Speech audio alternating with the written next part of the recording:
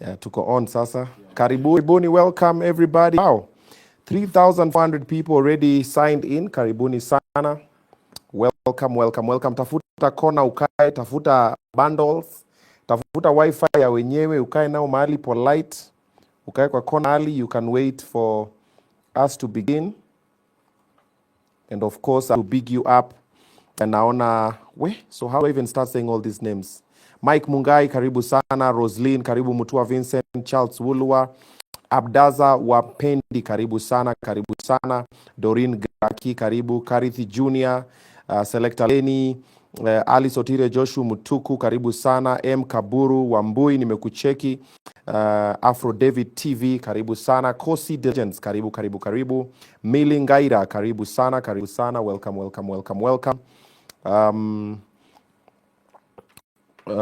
Ni 4.6. Sawa. Poleni. 7.9. Okay, karibuni sana. Karibuni Mari Stefan, karibu. Milton Karatia, karibu sana. Melissa, nimekucheki. Welcome. Esther Ngangwilia. Na nyi utoa wapi bundles? Ama ni you have a big God. Ebu teach us your ways. Oh wow, these are a lot of people. Karibuni sana. Welcome. We are 8,000 people, 200 streaming the live. Karibu sana. We are at 8.2. Barwa anasema boss, karibu sana. Locked in Odipo Bravi, Carol Nish, karibu sana. David Kingori, karibu sana. Stano Max, I can see Francis Njogona tune in. Joseph Kamau, karibu sana. I'm just picking a couple of names randomly because mko wengi sana. Nikitaja jina yako, screenshot your part, weka kwa TikTok, anguka nayo.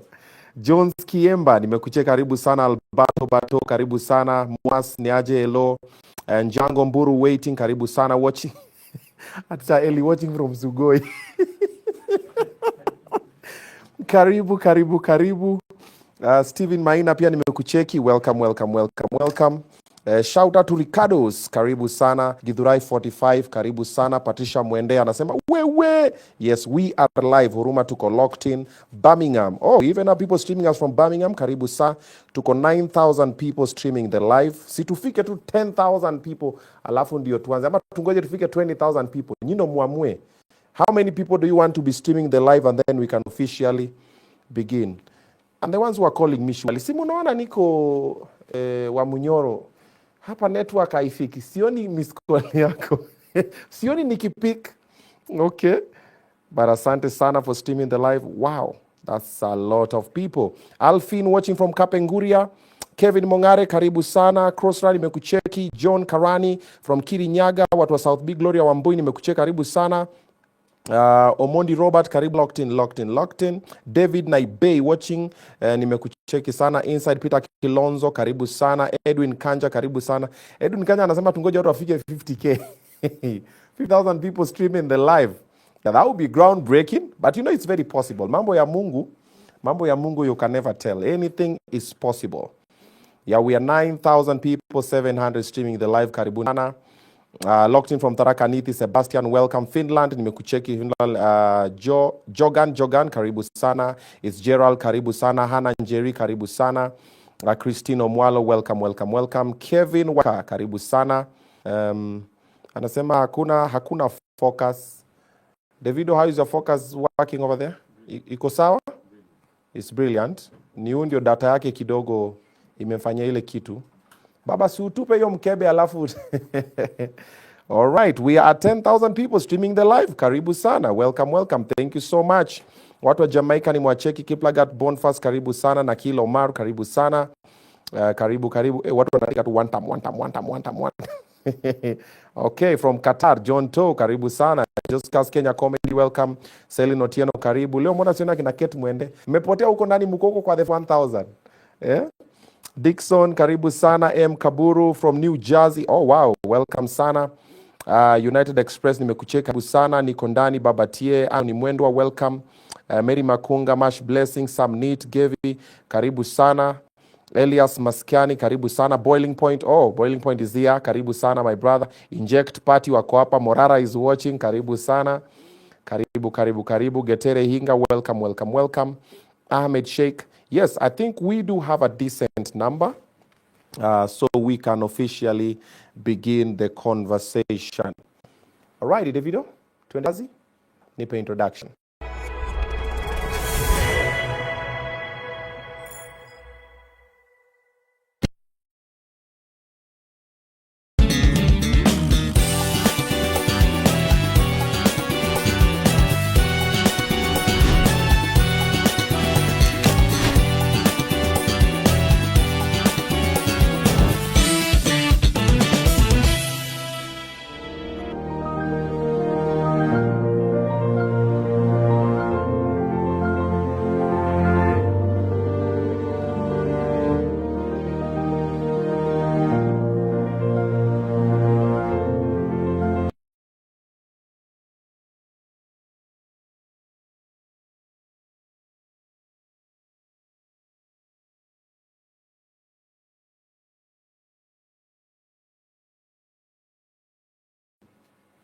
Really are grateful. Asante sana for taking your own time, buying your own bundles, taking your phone, sitting down and streaming this live. Asante sana. This is Obina Show Live. We aim to educate and we aim to entertain. Above all, we inspire and we also motivate. However, occasionally we have some intriguing conversations on the platform. Last week we had a lot of interesting guests. You need to catch up with those episodes if you have not.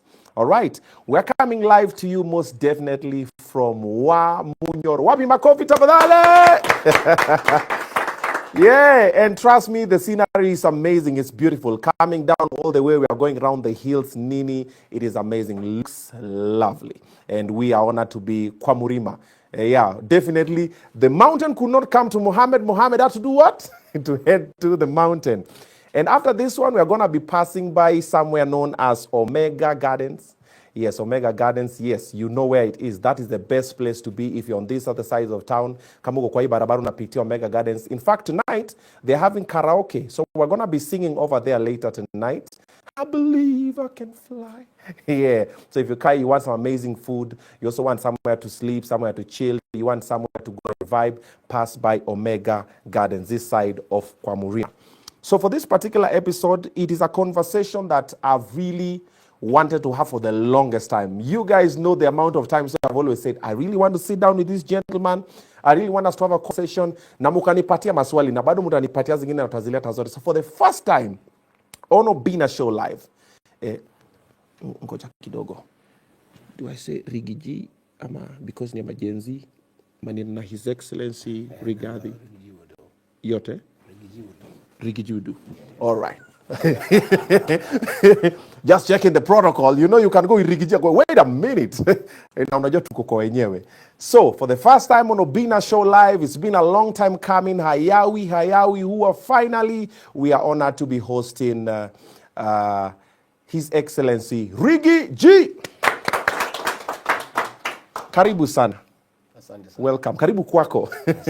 Asante sana kwa kunikaribisha nyumbani. Asante. Thank you. Asante. Yeah. Naona umepiga mbali luku. Unajua ni jacket ya you guy my guy. Najipanga kidogo. I'm aware of the audience, people with this show. Okay. I want to feel like them. Okay. Even if I don't look like them. Yeah. No, there are some that wako evil lakini maisha kidogo kikuguza left right. Right. Nimuda nakwambia ama youth uko like wait a minute, nakwambia mimi born 1990. Unashangaa but karibu you look the part. Asante sana. Yeah. Thank you. Nilikuwa nangoja uvae suti nikwambie hawa sasa ama majenzi kidogo na suti itakuwa tricky. Watu vangi suti kwa Munyoro. Huko ni kwa village. Okay. Hatuna biashara ya kuvaa suti hapa. Okay. Tunakaa vile watu wanakaa hapa. Kifika village unakaa village. Okay. Tukirudi sete tunavaa masuti tukienda mikutano. Okay. Ndio. Asante sana. I've really wanted to have a sit down with you for the longest time. Uliambiwa? Yes, I've been told, and I want to really say apologize because I've not been available for you. You've really looked for me. I've been told many times, and I'm very grateful that you have thought about me. But exigencies of duty have been very busy. Okay. You know, it's too many things happening at the same time. Okay. But as they say, God's timing is always the best. Yes. Finally, you are here in Wamunyoro. Ta-da. I'm happy you are hosting me. Yes. You have your day here. I'm here. Yeah. me why you have been looking for me. All right. Asante sana. Thank you for having us. You have a beautiful home. Thank you. Tumeingia tukakaribisha vizuri, tukapatiwa food, tumekula, tumeshiba. Umenisaidia kwa budget ya sapa ya leo ya. Walikuwa sana kuniambia sasa nikamwambia wacha tumalize kushoot alafu tutafute mahali. Na bado hapa ni pahali ya baridi. You know we are on the edge of Mount Kenya Forest. Okay. The mountain is just near. This place is very chilly, and we survive here by eating well and eating all the time. So mumekaribishwa hapa mkule. Okay. Musipate baridi. I don't want you to get pneumonia here.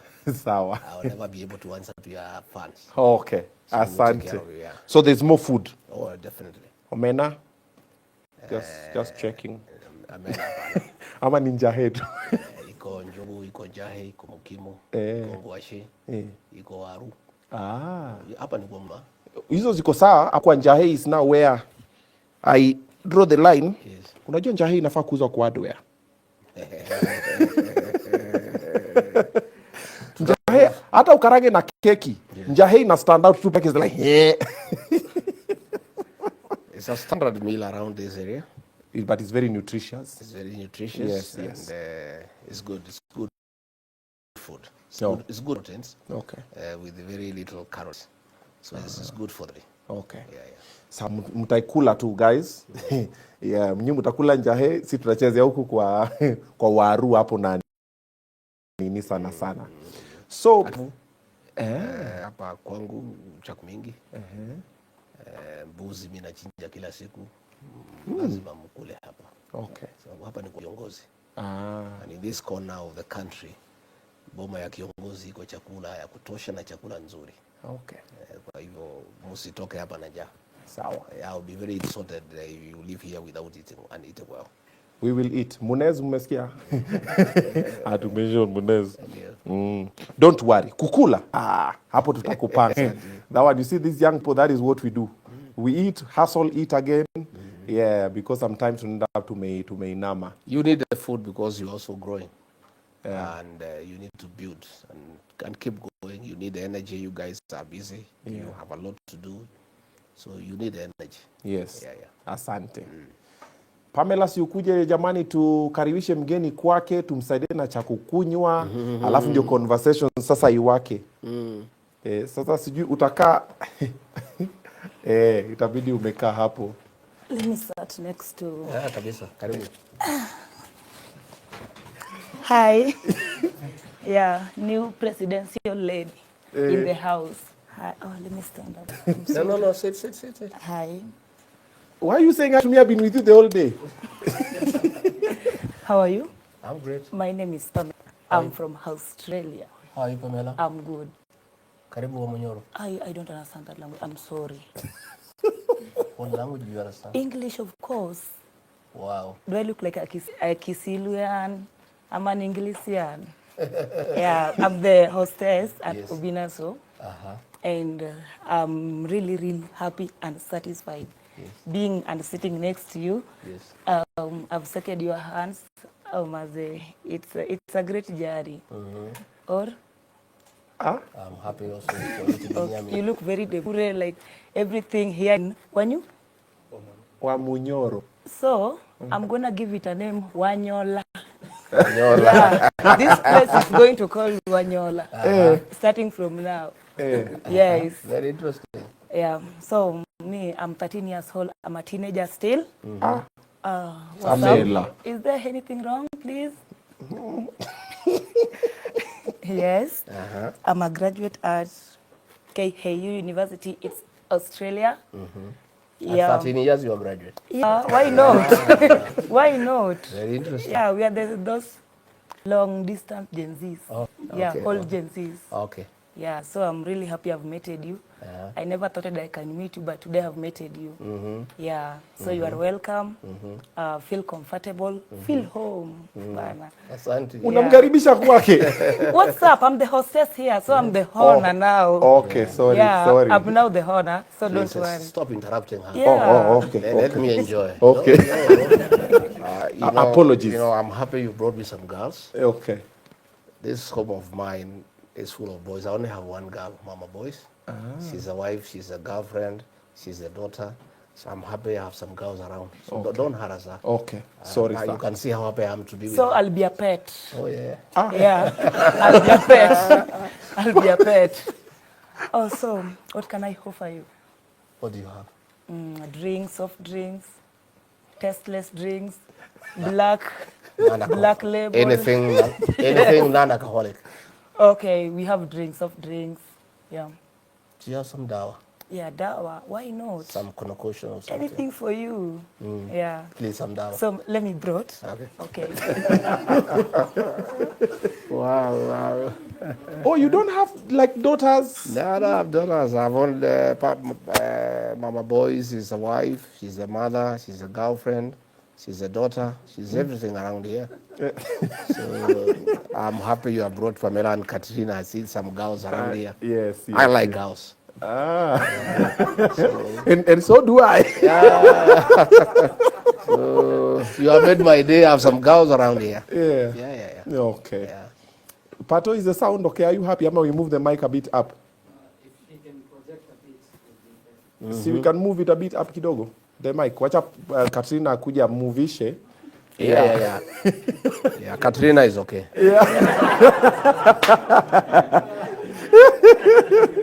Katrina is perfect. So move to the next button up with you. Yeah. Yeah, somewhere there. Hi, Katrina. I'm happy to have you around here. Yeah. Thank you. Thank you, Pamela. Welcome. And don't be in a hurry to leave, eh? Oh, yeah, I'll even stay here. Please. Wow. Welcome. Oh, wow. Okay. You know, we came in and we were received warmly. Then also, mom is very passionate about boy child. Why is that? Is it because she's used to boys around? I think she has too many boys around her, Yeah. and hence familiar with their challenges. Okay. And I think that's why she has taken upon herself Okay. to be the champion of the boy child. Yeah. Yeah. And I hope she took good care of you. Yes, she did. And also today is International Day of the Boy Child. Yeah. So venye alisikia hivyo akasema, very nice. Twende kwanza tukule huko. And we've been welcomed nicely. I Asante. hope she didn't discriminate against Katrina and Pamela. No, she didn't. Good. Yeah, all was well. Okay. Yeah. So this is where you're born and raised? Yeah. Ama ni kununua shamba mkamove? No. I've been born and raised here. I've lived here all my life. And it's a wonderful place. It's good air, fresh, Okay. peaceful. I am happy to belong here. Okay. Yeah. Okay. You know, when some people hounded me out of office and said they'll send me back to the village, they didn't know. It's like taking the fish back to the water. This is where I really belong. Okay. You can see I look a happier guy. Yeah. Yeah, I have no stress. I sleep well. I'm happy to be here. East or West home is best. And I spend a lot of time here, and I'm so happy to spend time here with the villagers and with my wife. I have a lot of time. Okay. And I'm a very happy man to be here. Okay. Yeah. High school, which one did you go to? Primary school, I used to go. There's a school here called Kabiruine Primary School. Okay. 6 kilometers from here. I used to walk every day. 6 kilometers to and fro. That's 12 kilometers every day for 7 years. Okay. That's our journey. Yeah. You know, we have come from very far. You know. 12 kilometers. 12 kilometers every day. It's very far. In pursuit of education. Yeah. Then I went to Kianyaga High School in Kirinyaga. That is in Gichogu, from 1 to 6, same school. Before I joined the University of Nairobi in 1985. Okay.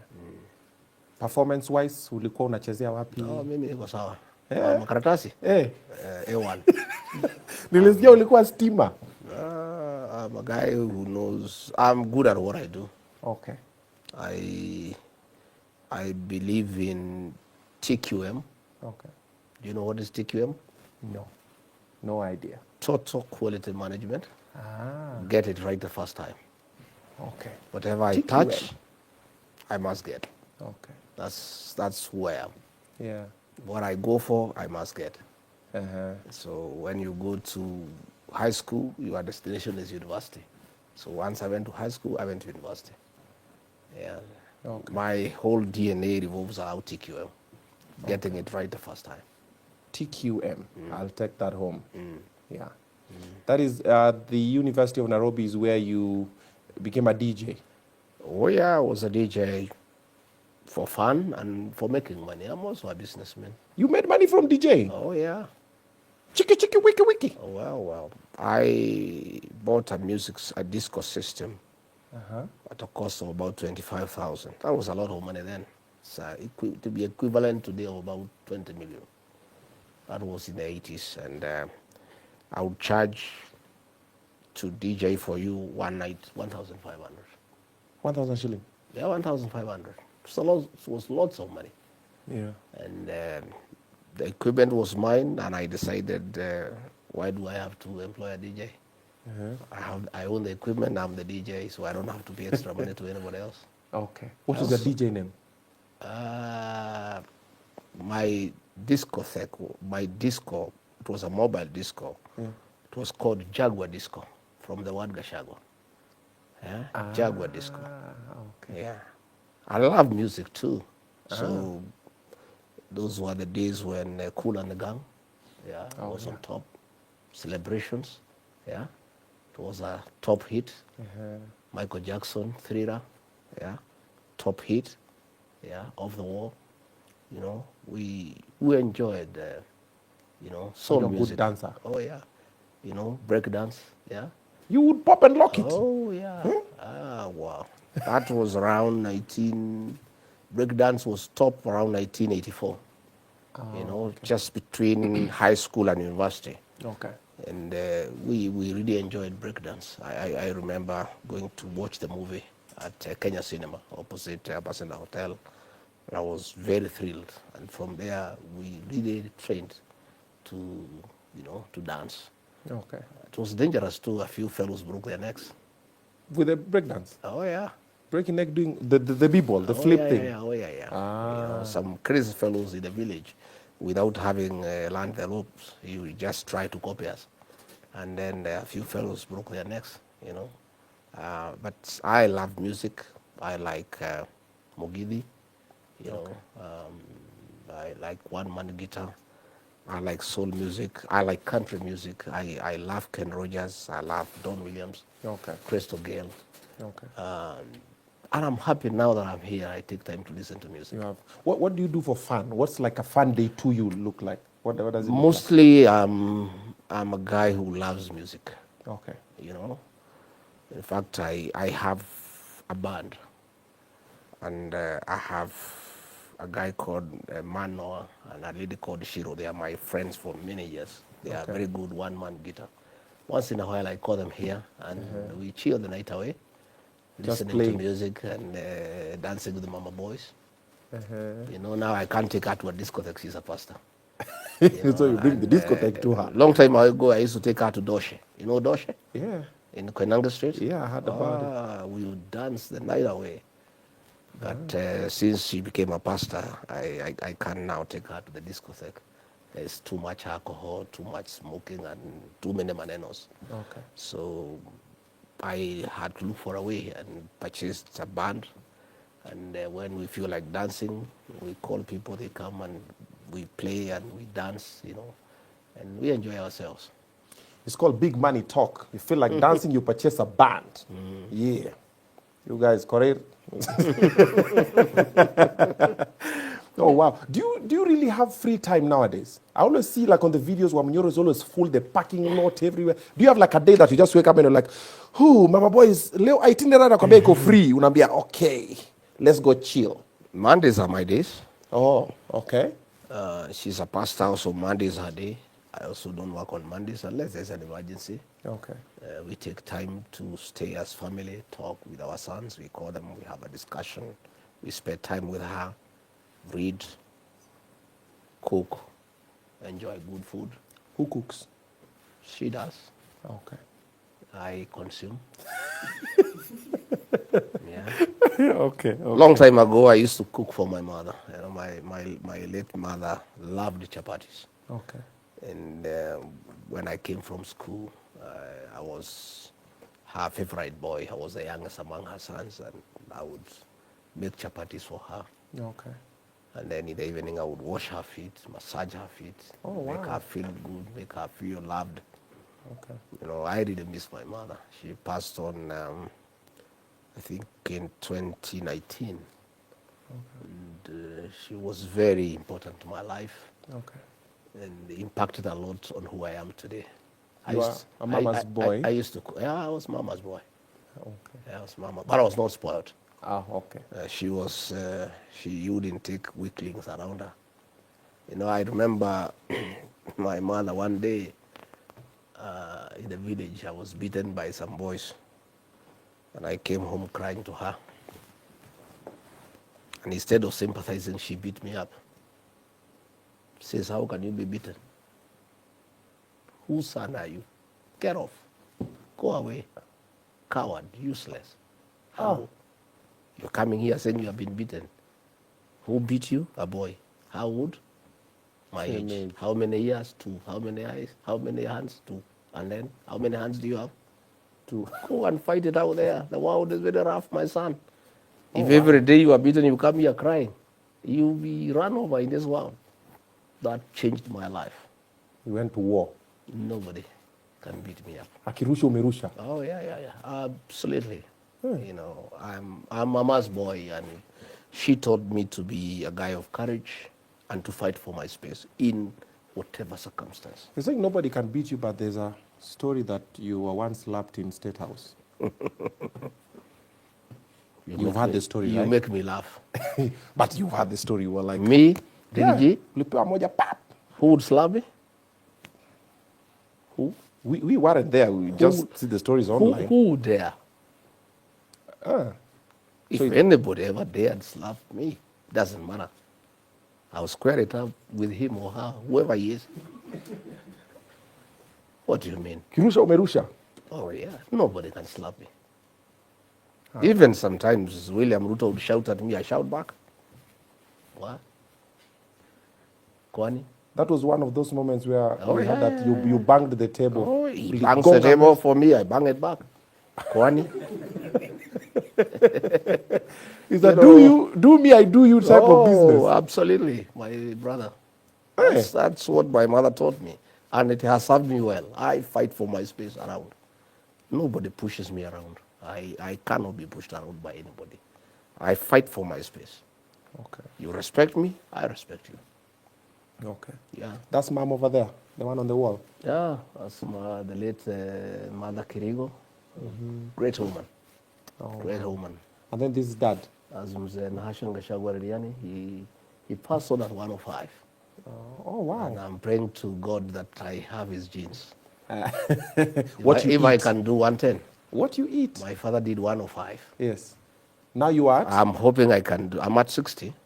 I'm hoping I can do You're 110. halfway. Yeah. Yeah. Jim kidogo. This is my father.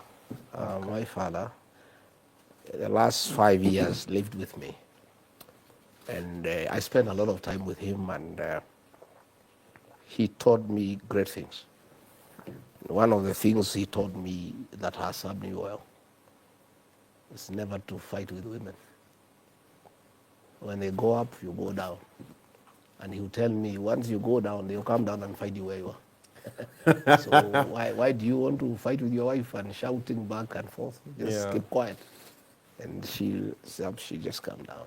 Okay. My father would tell me, don't take life too seriously and don't take it too lightly. Just be there in the middle. And also don't insist too much on anything. If you try so much and it's not working, leave it. Start something else. Those lessons of my great father have served me well. Yeah. I don't take life too seriously. I don't take it too lightly. Okay. Just stay in the middle. Okay. If I try something and it's not working, I leave it. I try something else. Something else. And it has served me well. Okay. Who is that in memory of a great man? That picture there? That is my late brother, governor, the late governor of Nyeri, Derito Gachagua. Oh, okay. He was my brother and my friend and companion. We were very tight. Okay. And I put that picture there because it inspires me. Okay. He was a great leader. He was a great businessman, and he loved people. And I follow in his footsteps. And any day I look at him there, I become a better person. He inspires me a lot. So those are my late parents, and my brother and another late brother. Okay. Yeah, That he picture was of your brother is in huge. South Africa. I didn't get a good picture of him. I'm going to look for his wife to send me a picture so that I also put it here. It's called Dr. Wachira. Oh, you guys are still in good terms with the wife and the family? Oh yeah, absolutely, Okay. absolutely. We are one strong family. Okay. Many people try to come in between us for politics, but we Yeah, are they've been tight. throwing a few things We here are, and we there. are we are very tight as a family. We have been brought up well, and we are very tight as a family. Okay. I've seen among the pictures you have, there's also these pictures. Yeah, Davido, do you have them? Yeah, the other pictures I've seen, Davido, play them, then you let me know when you've played them. The pictures of President Ruto, I've seen they're also here. You've put them next to some of your pictures over there, some of the portraits that you've been drawn. Davido, you have them? In 30 seconds, you show them? Yeah, so I've seen, apart from the Rigiji emblem, is that an emblem? You can call it that, right? Yeah, that one, the one in the wall clock. Who's that in the wall clock? Oh, it's him in the wall clock? Yeah, then now we have the President Ruto pictures. You have them? They're on the screen? Okay. While he's getting them, I thought you and President Ruto are not friends. How come you still have his pictures in your house and one and it's not two? Wow. Those pictures of William Ruto are pictures taken in his house. Okay. William Ruto was a frequent visitor to this home. And Pastor Dorcas, my wife, has cooked for him many times. He was always here as he sought my support to become president. Yeah. And we took those pictures outside here. The many times he came on calling, Yeah.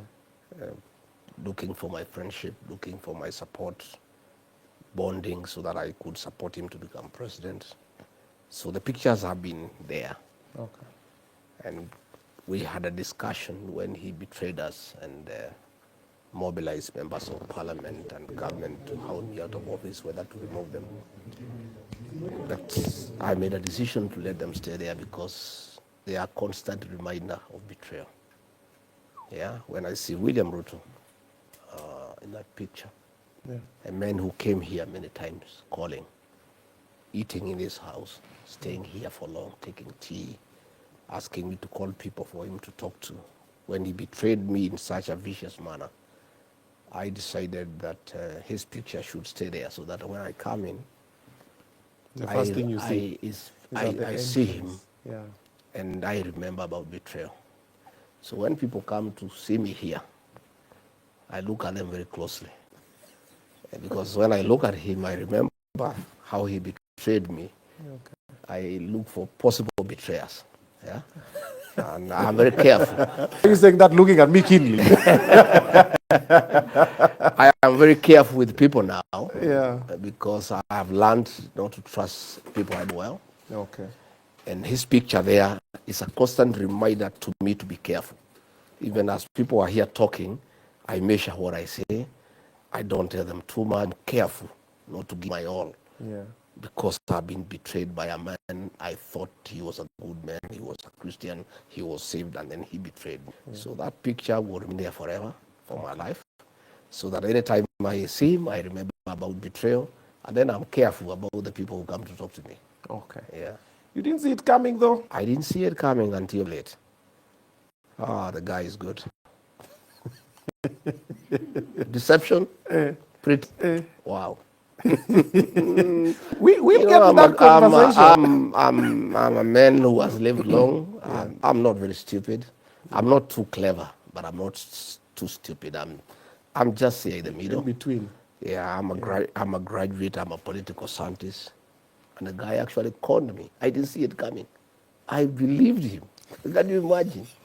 When I went to an arrangement with this guy without writing anything, I believed the guy. Because he would come here and pray for us. And there is a pastor in this house. And the guy is the one who wants to pray, you know. So, you know, I've really never been taken in by somebody in my life. Okay. This guy is amazing, you know, in terms of deception and conmanship. Wow. He's in a class of his own. But here I am. I'm a better person. I'm very careful. Okay. I don't take sweet language anymore for what it is. Andika chini. Hakuna mtu mimi naweza kubaliana naye chochote leo bila kuandikania. Na kuwe na mashahidi na mawakili na copies. I cannot. Never. Haukuwa na hata document moja? Nothing. Word of mouth. Word of mouth. I got you. Good. You got me. Let's go. The guy would even come here and cry. Tears. Yeah. I'm telling you. Machozi hivi. Machozi. Hapa kwa nyumba. Yeah, and when you see a grown-up man crying, you feel for him. About what? He was, you know, I was a great friend of Uhuru Kenyatta. I was his PA. And at one point, he felt like I'm under so much pressure from my family and other people to go back to Uhuru Kenyatta. And he knew if I left him, he's done. So he was here crying. My brother, please, I beg you, don't leave me. I've suffered. I'm a good man. I'm a Christian. My brother, let's stay together. You know, crying tears. And I said, okay, Pastor, let's help this man. So akilia ulikuwa unadu? I was in shock. Hata serviette? Sasa mtu mzima analia machozi anakulilia. Please, my brother, don't abandon me. Yeah? So, but I can tell you, if there's a guy who's deceptive, so guy. The tears, machozi, kumbe machozi is your, mom, kumbe ni machozi ndio. You know, if there's a woman crying or children, yeah, you take it just so lightly. But a grown-up man over 50 crying, and a leader for that matter, you know, you take it very, very, very seriously. And those tears made you form a government with someone without writing nothing down? He made me abandon my brother, my kinsman Uhuru Kenyatta, a man I had worked with for many years, whom we had come very far. And he conned me to abandon my own brother and friend through deception. But that's a story for another day. We are better people. Yeah, we are better people. Another day, we are very careful, extremely careful. Okay. And we don't trust. Okay. We don't. Weka kwa karatasi. So not just karatasi. A Oh. lot of due diligence and research. Okay. Who is this man? Who is the father? Who is the mother? Where did he grow up? Where did he go to school? Who knows him? Which deal has he ever done with somebody and it has succeeded? Okay. You must do due diligence of the character of anybody you want now to deal with. Yeah. Because what has happened to me and my community and the country, I mean, is unprecedented. How do you con a whole community? You know? We'll get to that Bishops, conversation. reverends, pastors, you know? We'll get to that. Men of God, you know? We are coming there. You know, Yeah. I'm telling you, we must be very, very careful. Okay. And those are the lessons that I've learned, and I'm grateful to God Okay. that I have time now to rectify, and in my future endeavors and relationships, I am more informed. We'll work on it. Yeah. Okay. So before we get to the political side, how you met President Ruto, then how your coalition, your partnership worked, and also we've seen a lot of things happening in the government from the cabinet reshuffling and everything. We're going to get to that. There's some part here that a lot of people don't have a lot of information on. Let's talk about marriage. Yeah. You've been married for a while. I want us to talk about that one, how you met, where you met, and what's about. But before that, let me talk to my people about Phone World. You can have your dawa. Okay. This show has also been powered by Phone World. They're the people who enabled me to be able to stream with this amazing gadget over here. So if you want to get yourself a classic gadget, any type of phone, whether it is Android or it is ingine naitwaje? Si Android nini iko nayo? iPhone. Apple, see iOS. That one. iPhones, Samsungs, we're talking about Technos, Infinixes and all those likes, and all the gadgets talk to Phone World. Their number is on the screen. they are also in town, they are trustworthy. Yeah, umesikia Rigiji amesema you have to work with people that you trust. Yes, Phone World, you can trust them. Na mambo yao ni halal. Hapana kitu wanafanya yenye iko haram. All right. Where did you meet Mom? This girl here confused me when I was a bit green. And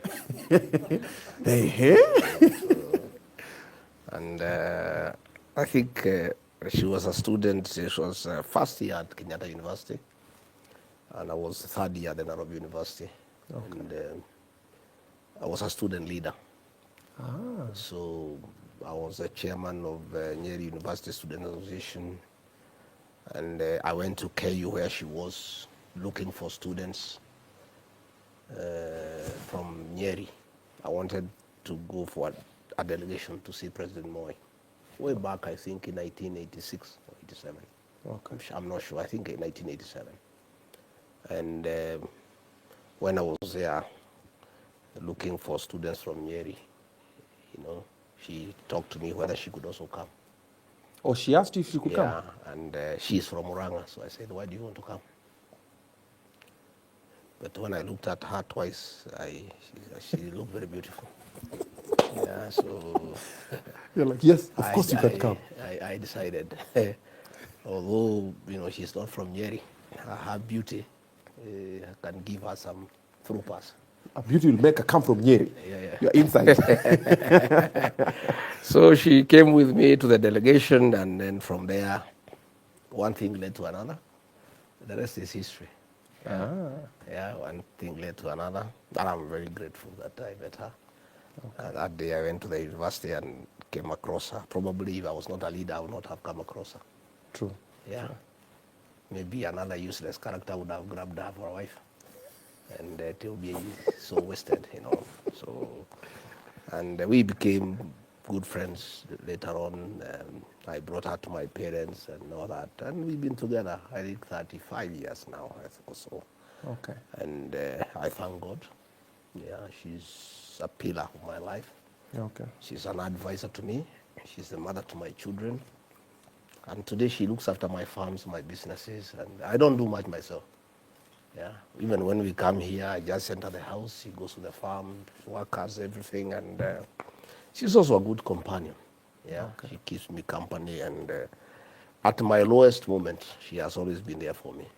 Yeah. Many men in my station will not be having a wife.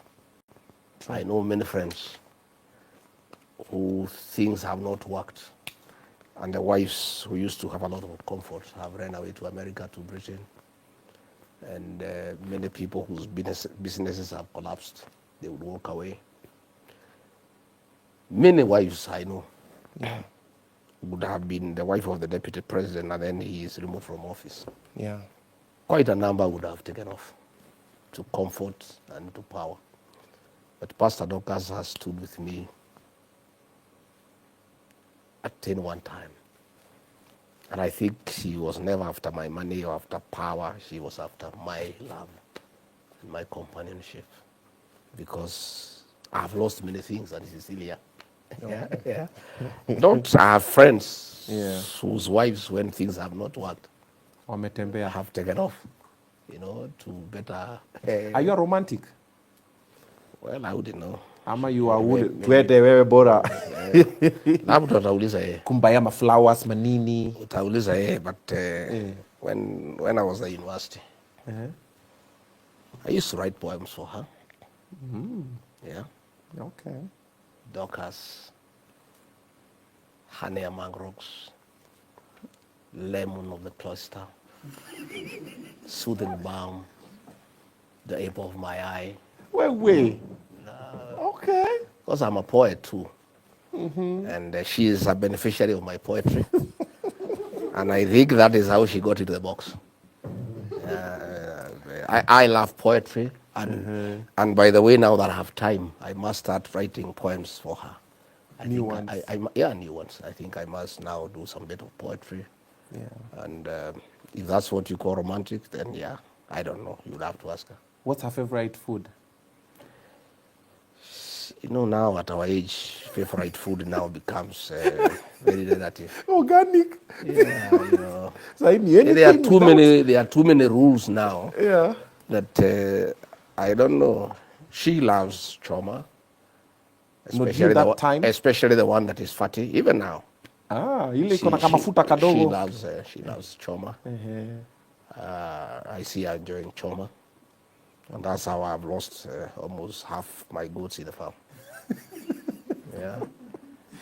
But they are her goats as well. So, Okay. so they are not lost, but she loves choma. Okay. Yeah, and she also likes cakes, sugary ones, you know.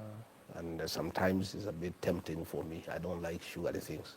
Okay. But when she's eating and you can see the way she is enjoying and salivating, you want to pick up a piece. Okay.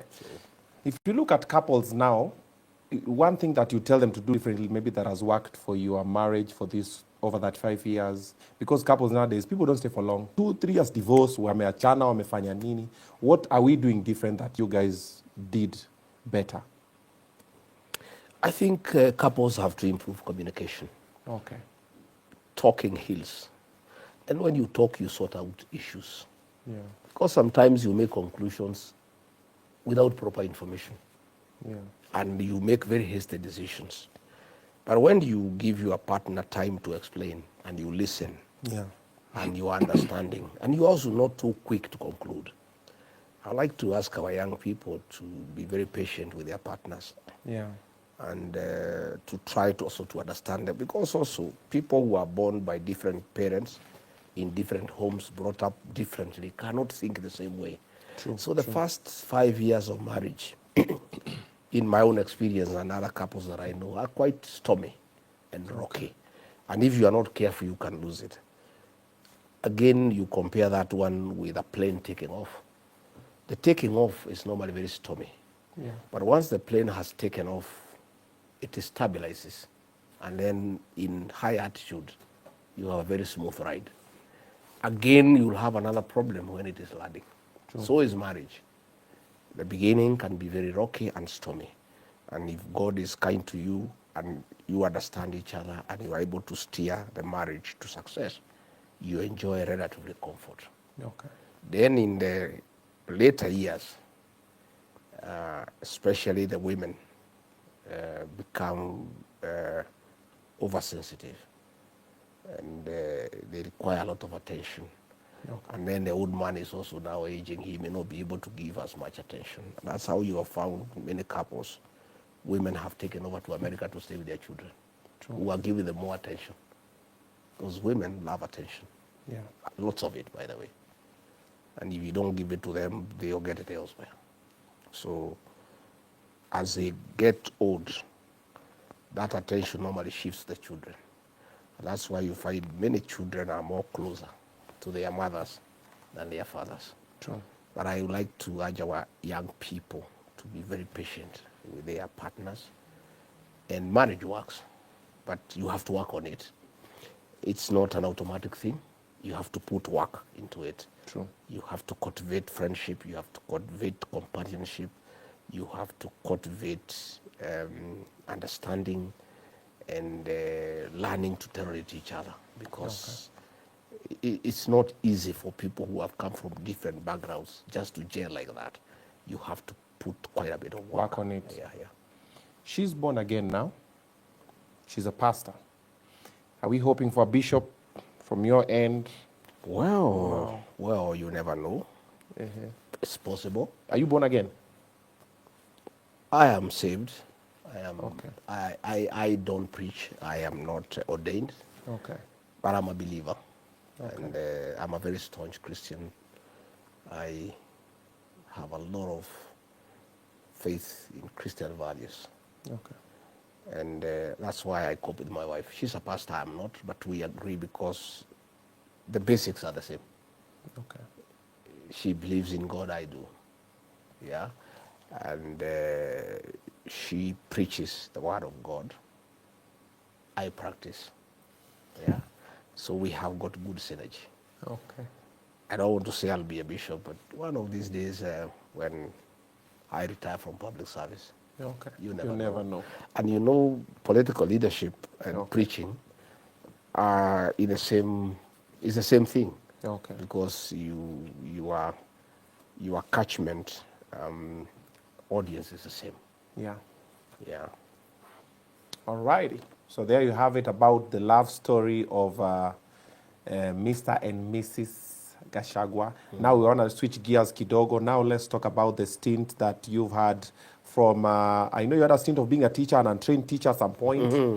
And then somehow you ended up being a DO at some point. You are very close to President Moi at some point. I want us to talk about that one. But before that one, I want to let you know every Saturday, catch brand new episode of Vipindire on YouTube. Comment, like, and subscribe on that channel. It's a brand new channel. Kabuda is doing an amazing job with the Kebe Mimics over there. Victor Naman is also over there. And of course, Ainea Nabuera, aka Zalasia. They're doing an amazing job on Vipindire every Saturday. Check this out. Acha kuniletea maneno my friend. Takula hedi ya meno ati namba gani? Unajua mimi ni mtoto ya Mau. Wewe kelele mingi ya hapa na Unajua pale upande wa kwa mkono.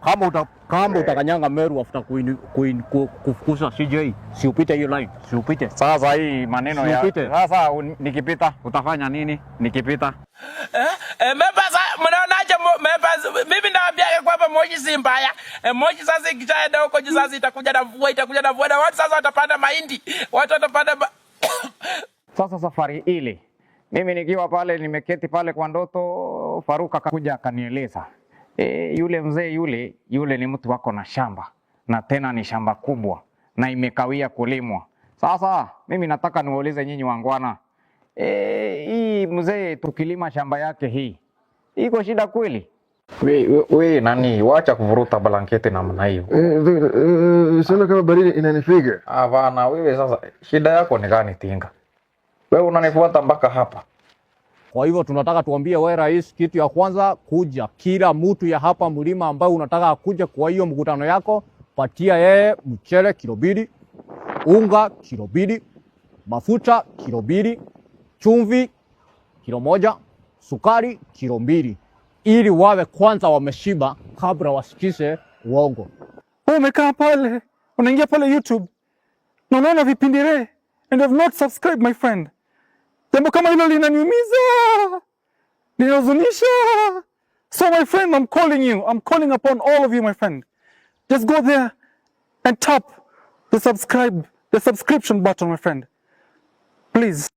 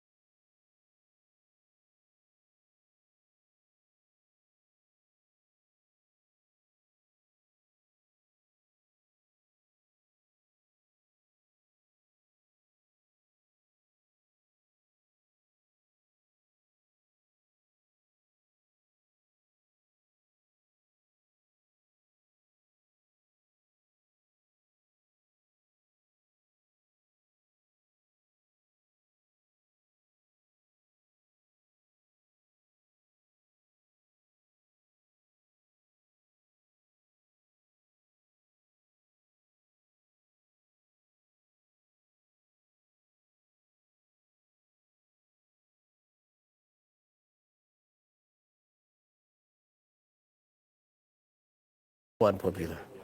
So things like this ones, now people are watching, then you interfere.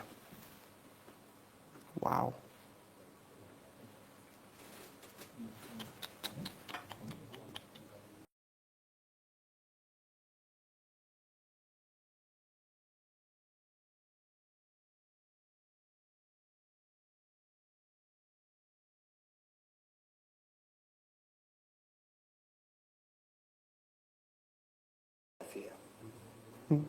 Merudi.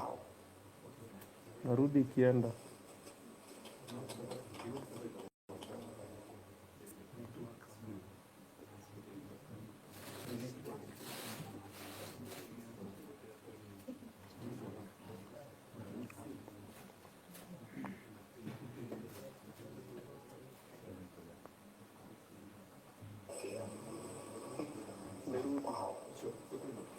It's good now?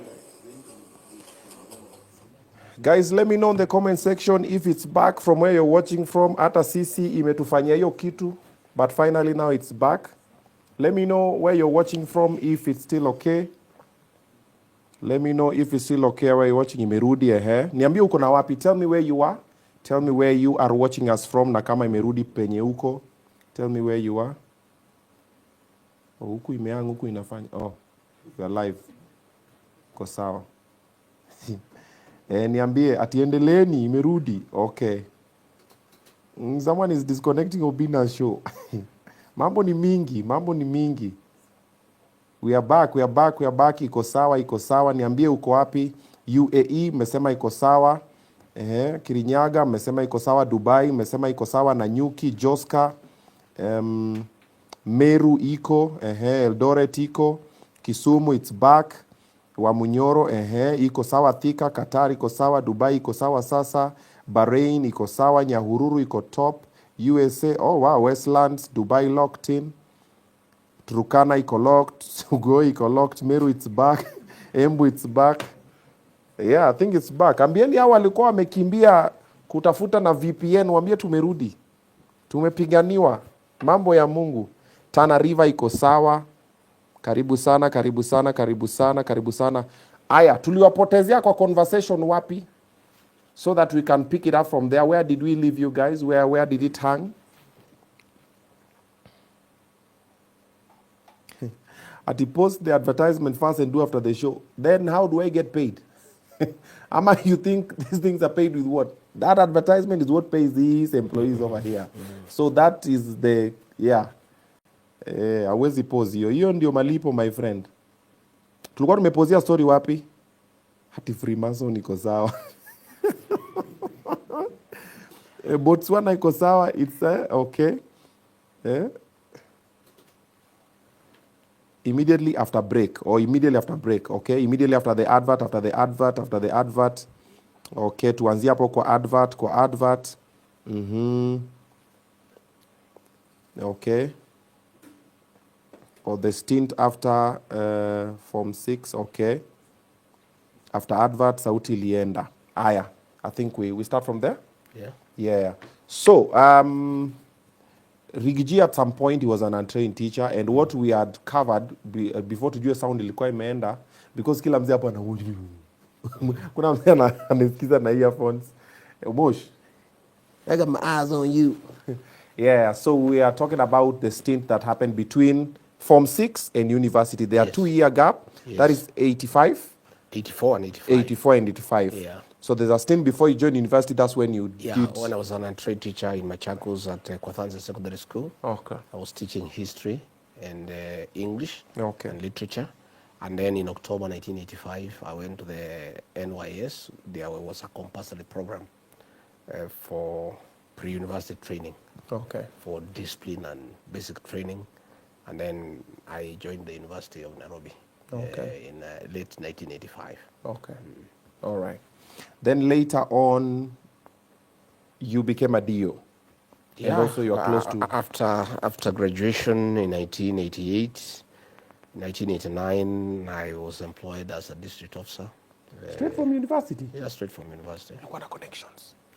No, I was an aggressive guy. And when we were called for interviews by the Public Service Commission, I wanted to be a district officer. I wanted to be in government, to be a public officer. Okay. And I was employed 1989, and I served in Kirinyaga, I served in Kiambu, I served in Kakamega, I served in Garissa, I served in Turkana, I served in Laikipia, Ulizungushwa. When you're serving for how long in these places? 1 year, near 2 years. But Kiambu I stayed for a long time. Okay, okay. In Kiamba and Lemuru I stayed for 5 years. Okay. And then at one time I was personal assistant to the head of public service and secretary to the cabinet, Professor Philip Mbithi. And then I left. I left sometimes in 1998 to go and start my own business. Okay. And then I was recalled back in the year 2001, back into government to be personal assistant to President Uhuru Kenyatta, who was then the minister for local government and a You were presidential SPA? candidate. I was SPA. Ah. I was SPA. And I stayed at SPA for a record of almost 5 years. Okay. How was your relationship with the President Moi? Good. You were buddy? Oh, yeah.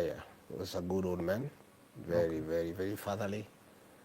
And I used to go and visit him as a student leader, as a district officer. Okay. He had time for me. And he would listen to me, and he would also guide me. And to a great extent, he mentored me into leadership. Okay. And may God rest his soul in eternal peace. He was a great man, and he had a good ear to listen. And he loved young people. He believed in young people. So he gave me his ear and his advice and allowed me to serve in his government. Okay. Yeah.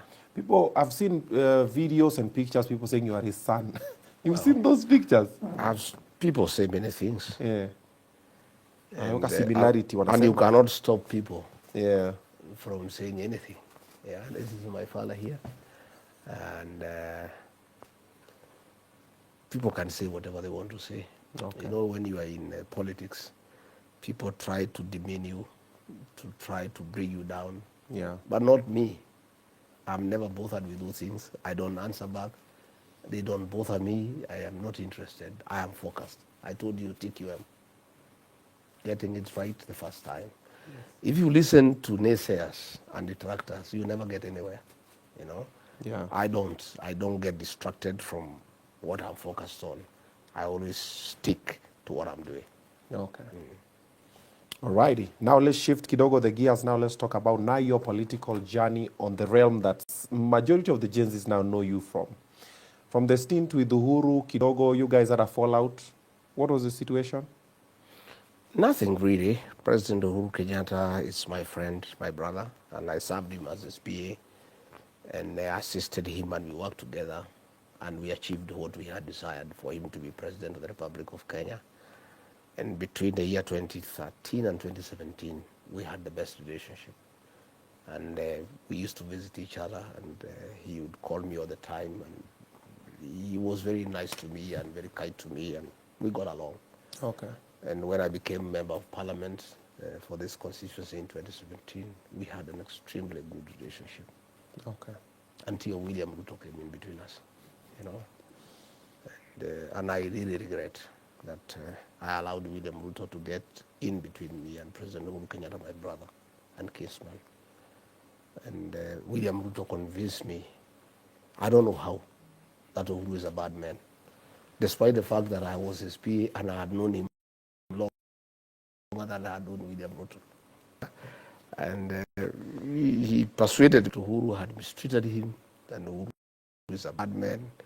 I should support him against Uhuru into his tricks. You don't see that as a discrepancy, how do I put this? It shows the weakness of judgment on your end, because here there's one person that you've known for a while, you've been the personal assistant to. Then here's a stranger and then comes and tells you, this person that you've known for this while has done A, B, C, D, and then you leave your person? Yeah, I knew both of them. Both of them were my friends. Oh, okay. But it's Uhuru Kenyatta who introduced me to William Ruto and asked us to work together. and we worked together with William Ruto and Uhuru Kenyatta. Okay. So along the way, one became president, the other one became deputy president, and I was friend to both. Okay. So when Uhuru went for his final term and William Ruto wanted to be president, and I found that Uhuru Kenyatta didn't want William Ruto to become president, I thought it's a little bit unfair. And listening to William Ruto, I believed that is unfair. And therefore I decided to side with William Ruto because I thought Uhuru was being unfair to him. And William Ruto persuaded me that way, and I was persuaded. Today I know differently. Yeah, Uhuru was right. Yeah. I was wrong. Yeah, it's a great mistake on my part. In terms of judgment, I agree. I had poor judgment. Would you still work with Uhuru Kenyatta now? Uhuru Kenyatta is my friend, is my brother. He's retired. I respect him a lot. Okay. And I cherish his leadership. And I have nothing but tremendous respect for him as an elder, as a senior citizen, as a retired president. And I really wish him very peaceful and enjoyable retirement. And I do whatever I do to support him. When he's attacked unnecessarily, I defend him because I also want him to enjoy his retirement. And I also want him to be strong and healthy so that he's available to give advice to myself and other people when we require it, because he knows a lot and he's quite experienced. And we are happy that he is there, good, healthy, so that if we need help, if we need advice, we can always seek him out. He didn't take it personal when you betrayed him and went with... Well, he took it, it was heavy on his part. Okay. Because we had been together for a very long time. Okay. And he felt I needed to listen to him. Okay. And believe him without questions that William Ruto is a bad man. Okay. And I didn't want to believe him. Had I listened to him, Yeah. this country would not be in the hole we are in. Yeah, I would have made different decisions. I would have done things differently, and probably we would be in a better place as a country. But that is now what under the bridge. What is important is for us to correct the situation. Okay. And that's what I'm working on now. Okay. That is my focus. Okay. To correct the situation. I used a lot of energy to make William Ruto president, and I'll double or triple that energy to correct the mistakes that I made. Okay. So I'm a busy man, extremely busy, Okay.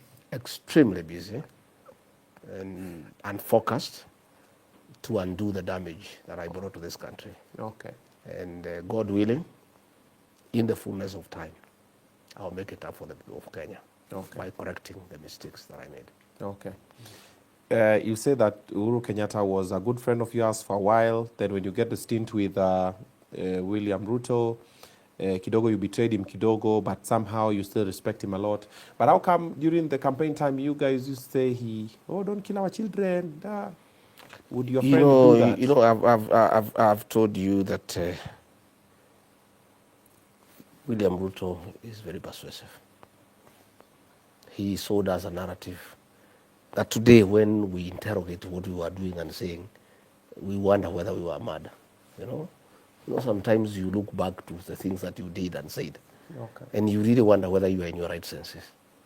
But you know, some of us are very trusting. You know, we really believed this man and his narrative, and he sold it to us. You know, hook, bait, and sinker, and we bought it. And today, this country is in shit. You know, we are in a hole.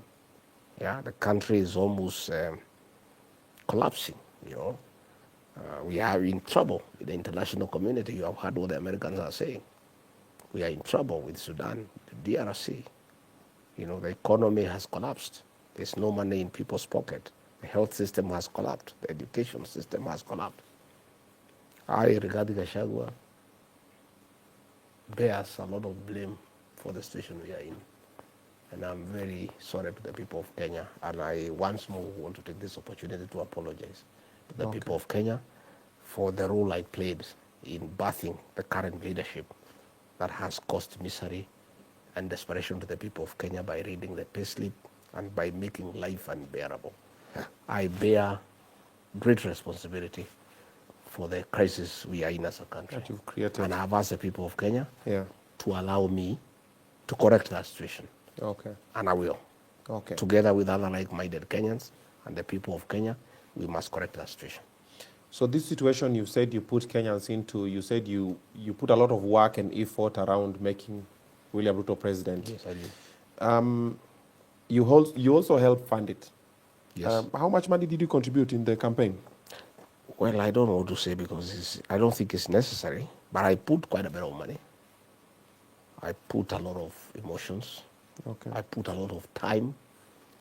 And in the process, I also wronged many people. I also made enemies with many people whom I had no business making enemies with. And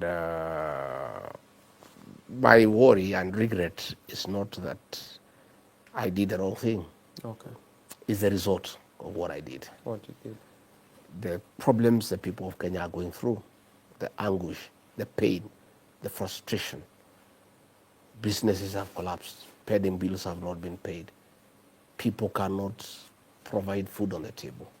Wrong priorities, misappropriation of public resources, abductions, extrajudicial killings.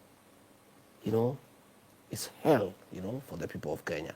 Okay. And I am very pained that I played a very instrumental role in putting Kenya where it is.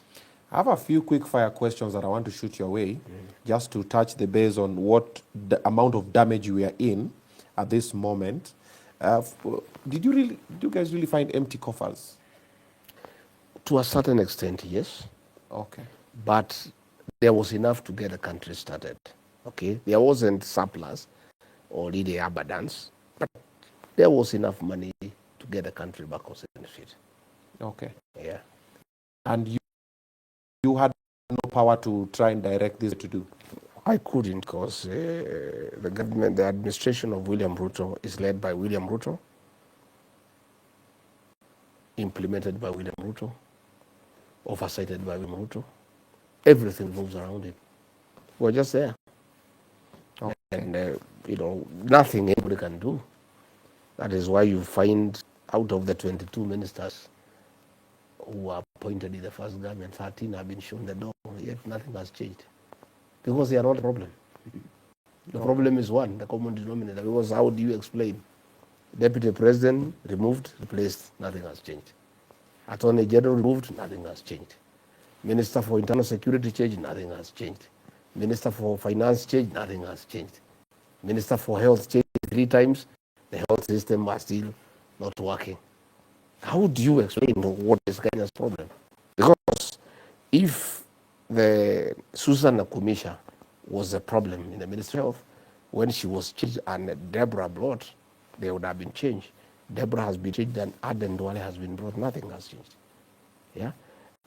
Professor Ndongo was removed as Cabinet Secretary for Nursery. John Buddy has been brought, nothing. Yeah. Ndiki left Interior. Kipchumba Murkomen has come. Crime is even worse. All these people who have been changed, it's a game of musical chairs. But the problem is not these ministers. The problem is the president, because he does everything in this country.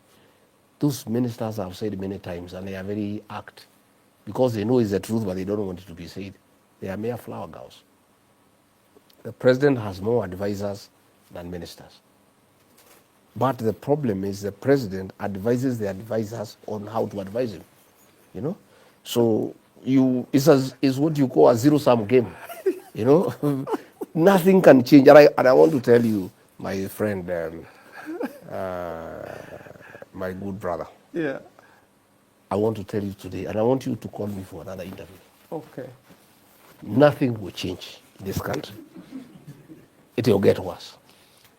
Question, when you're in office, what were the things that you achieved, you personally? 2 things only that I was allowed to do. Okay. I was not allowed to do many things. I was allowed to be the chairperson of emergency response. Okay. During the worst drought in 40 years, I made sure Kenyans did not die. They had food.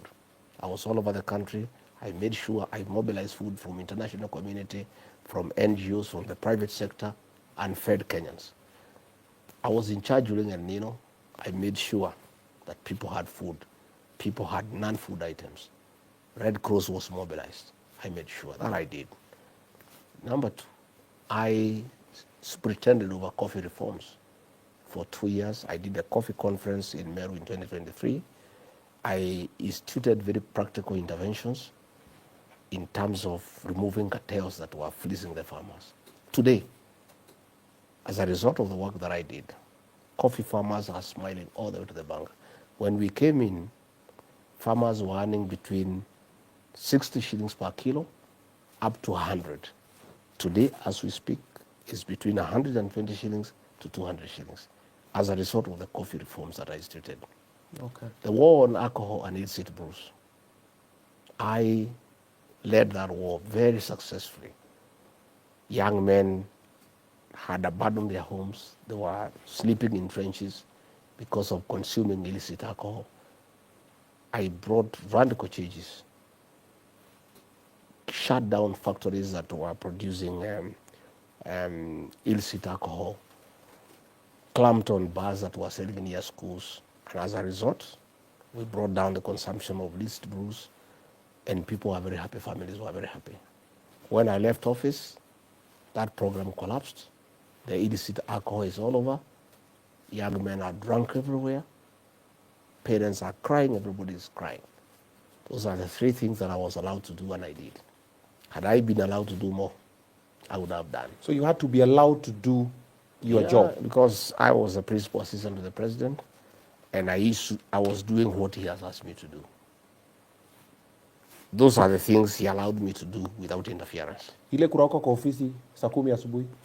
Those were delegated duties. What happens when you are the deputy president, you are allocated duties by the president, and on a day-to-day basis, he can send you to represent him out of the country like he would. He will tell you, go and represent in this function. So that was during the protests, and he was out of the country, and he instructed me to take charge. So I would wake up very early to make sure that by the time he calls me, I've got a very good picture of what is happening in the country. And I did manage the protests, and we didn't kill people. We just dealt with it with civility, using just what you call necessary force, and avoided shoot to kill. And we were able to bring down the demonstrations in an amicable manner and with very little The Gen Z injury. protest? No, the unga one. The sufuria one. Ile wakina Kioni walikuwa na That is the one I was in charge. Oh. That is the one that was in charge. The Gen Z one had nothing to do with it. I was opposed to the way it was dealt with from day one. Okay, we'll get to that one. Yeah. Another quick fire question.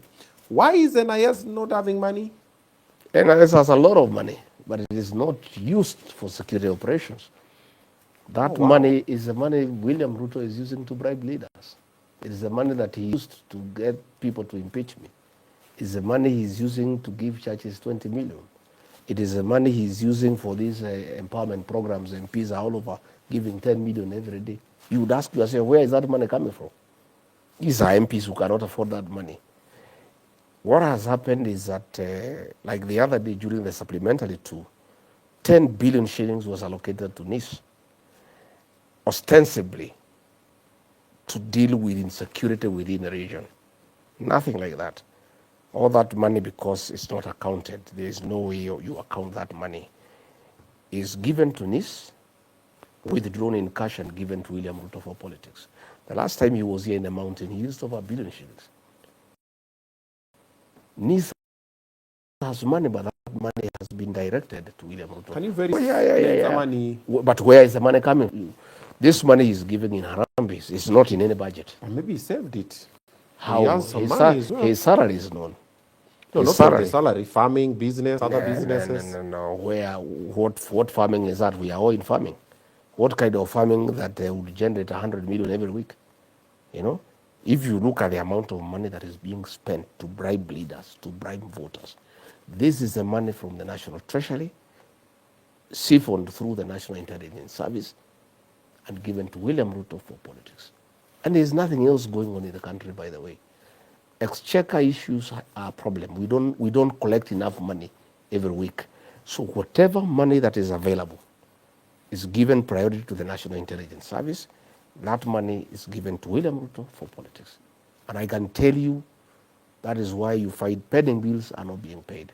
Today, as we speak, teachers are suffering in schools. They have money for capitation has not been released. You know, teachers, the head teachers cannot pay for supplies. They are almost being auctioned. Help, university students are at home. Health is not working. Yet William Ruto is busy with his principal assistant and his MPs in Harambes every day, 20 million, 30 million. This is the money that is the taxpayers' money that is being channeled through the National Intelligence Service to the president, and this is the money that is being used to do politics. Does the National Intelligence Service have intelligence in that we as citizens, we see, even when you are still in the government, we would see some things, and even everybody, from the young people, even a small child would sit down and say, wait a minute, they are not seeing this, and somehow it is just ignored and life just continues like normal. I'm party information. I said in Mombasa, yeah, and I advised the president that the National Intelligence Service is dysfunctional. Yeah. Because my issue was one. The president appeared to have been surprised by the Gen Z revolt. Yes. He didn't have information because the National Intelligence Service is dysfunctional. He was as surprised as everybody else. I had tried to tell him that things are out of hand and people cannot accept the Finance Bill 2024. And he kept on telling me things are okay because he was getting briefs from the intelligence that there is no problem. And when he came to realize there is a problem, he withdrew the finance bill because he accepted in his own statement that Kenyans do not want it. But that information was not available to him because the National Intelligence Service is dysfunctional. And I said then, I was even taken to the Senate, to say that the person he appointed to that position is not qualified for the job and is not interested in the job. Okay. He's a businessman, yeah. He's a businessman. He is more interested in business than being professional in terms of collecting, analyzing intelligence.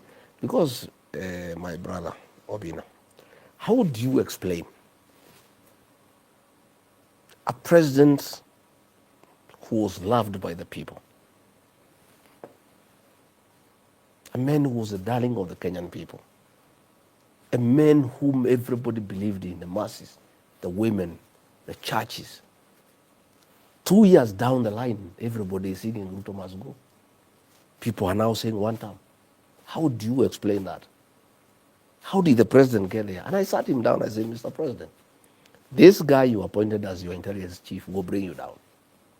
Today, in every bar in the country, in between around midnight, there is a song Ruto must go. If you go everywhere one time, if you do any polls, the president's rating is below 15%. How do you explain that? It's because he doesn't know what's going on in the country. He has lost it. He keeps on saying things are okay. People are very happy. Oh, we are doing affordable housing. Nobody wants these houses. And I told him, Mr. President, people do not want affordable housing. I told him, Mr. President, this university financing model, the students and the parents are not happy with it. But the president now has sycophants around him, people who belong to his praise and worship team. They hear no evil, they see no evil. But even if you have sycophants around you, the Constitution gives the president's approbation of being cushioned from bad advice by sycophants, by the creation of the National Intelligence Service, to give him professional advice, truth the way it is, on what is happening. Yeah. Ground by listening to the ground. Yeah. But what has happened is that the doctor, the Nurdin Haji, because I have talked to many chiefs of intelligence at the regional level, at the county level, they submit reports every day to the NIS headquarters of what the people of Kenya are saying and what they feel about each and every issue. The president receives a briefcase from NIS every morning on what the country is feeling. What is in that briefcase? It's all doctored. Nurdin Haji does not give The true information. accurate information to William Ruto. He gets it, by the way, because intelligence officers around the country are very professional. Okay. But it is him now to analyze and decide what to give to the president. Many times I attended meetings where Nurdin Haji is, and you tell the president how happy people are. You know, I would stare at him like this because I know differently. Because myself, I listen to the ground. I listen to many people. I want to say William Ruto has made many mistakes. Many, too many, for a president in 2 years. In fact, he has broken the world record as a president who has lost popularity in 2 years because he doesn't have an intelligence chief who is professional. That one is a businessman. And he has, to a great extent, contributed to bring a William Ruto down. Absolutely. Now, forget the NIS. You and I, we live in a digital world now. You can still get online and still just find information. Like, Corey, you have National Intelligence Service that give you information? But we run Obina TV updates. Like, we have what is happening on ground on TikTok, Instagram, Nini. So, besides all these people, you mean to tell me the president can't just check online? No, the president, like, he's a consumer of lies because he also has no time to verify. Again, like Nurdin Haji, he's also a businessman. Okay. He's too busy doing biashara, doing deals with Adani, with Adil, with Jayesh, with Defki. The president is busy making deals and making money. He has no time to verify intelligence and to find out what is happening in the country. So he is a consumer of what Haji gives him. And he likes it that way because it's easier. He gets a report, he reads and says it's okay. But you can see, you know, how embarrassing it is. When abduction started, and we told him the abductions, he asked Haji, he said there are no abductions. The president went on TV and said there are no abductions. When everybody knew abductions are taking place, and there were videos showing people being abducted, he was told by Nurdin there are no abductions. He said, fine. He went on another day, he said, we will stop the abductions. So people asked, if you will stop them, who will you stop? It means you know they were going on. The other day, there was a president of a certain country that came, I think last week. And in one of the questions he was asked about the abductions, he said, no, everybody who was abducted has been reunited with the family, yet many people have disappeared. This president is clueless. He's so embarrassing to the country because he is here. He's the president of the country. He's supposed to be so authoritative, yet he is lying to the people of Kenya in broad daylight. And he said that all these people have been reunited with their families, yet there are so many people who are missing. There are so many others who are dead. So these ones who are dead, and I was asking, probably the dead ones, he has revived them and he related them with the families. And probably he has that capacity because the other day in Narok, he said he has talked to somebody who died in 2017. So probably in the same way he talked to the guy who died in 2017, probably he has had a conversation with the Gen Zs who were killed. He has revived them and he rated them. You know, we are very embarrassed as a country. But you've said that actually what you're saying indirectly is Ruto si mubaya ni watu wanamusaraud. Because you said is the intelligence is being given, so it is not him. He is also not good because I was there telling him the truth. Also, you are giving him I told him the truth, and and because he doesn't want the truth, he got rid of me. He doesn't want the truth. So he got rid of you because you're going to... Oh, yeah, I told him the truth. I told him finance bill, it cannot work. I said, stop abduction, Mr. President. Stop killing young people. So issue was not like you're planning to kill him. See, the story is you're planning to kill him and take over the president. You know there are lies that he would give. How do you kill a president? That man is heavily guarded. And if I had planned to kill him, I would have been arrested and taken to prison. Sure. You know, even lying requires a bit of intelligence. you know, Mwai Kibaki, sometimes in 1988, when there was Mololongo here in Nyeri, he was rigged. And he said even the rigging requires a bit of intelligence. Yeah. Please, William Ruto, Kipchumba Murkomen, even lying requires some little bit of intelligence. don't just lie to Kenyans when they can see you are lying to them. How do you lie when you are with a visiting president? On TV, you lie to the people of Kenya, looking at them without blinking, that all the people who had been abducted have been related with their families when you know it's a lie. Do you think he knows that he's lying sometimes? No, he knows. He That knows. story from Tungi Agas. I think what has happened, by the way, William Ruto has lied so much that he believes in his own lies. Sometimes I even wonder whether his real name is William Ruto. Sometimes I have now doubt. Is he really William Ruto? Because, these lies are just too much. When you go and say you talk to Cheluget, a guy who died in 2017, you Cheluget, Musijali, hata nimeketi naye juzi, tumekubaliana, hii maneno ya mashamba tumeketi na ni sawa na hiyo maneno yote nimeorosha. And the man died in 2017. I can't believe it. If this government is so bad, why were you working so hard not to get impeached from the government that you are speaking harshly against? Well, because I had not been employed by the government or by William Ruto or by members of parliament. But you knew that you were only allowed to do a few things. I was employed by the people of Kenya through a vote. Only them would fire me. I needed to stay inside so that I can try to correct things from inside. But you still couldn't because you were No, inside. I stopped in my own small way. Yeah. I stopped many things. Yeah, there Really? are many things I would say no, and that is why he stunned me. He got irritated because I was asking questions. In cabinet, I'm the only man who could say no. This is wrong. This is not acceptable. The others were not talking. Nobody can talk. Even today, everybody is yes, sir. And that's what he wanted.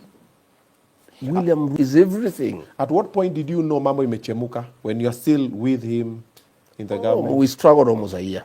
It was very rough for that 1 year. Oh.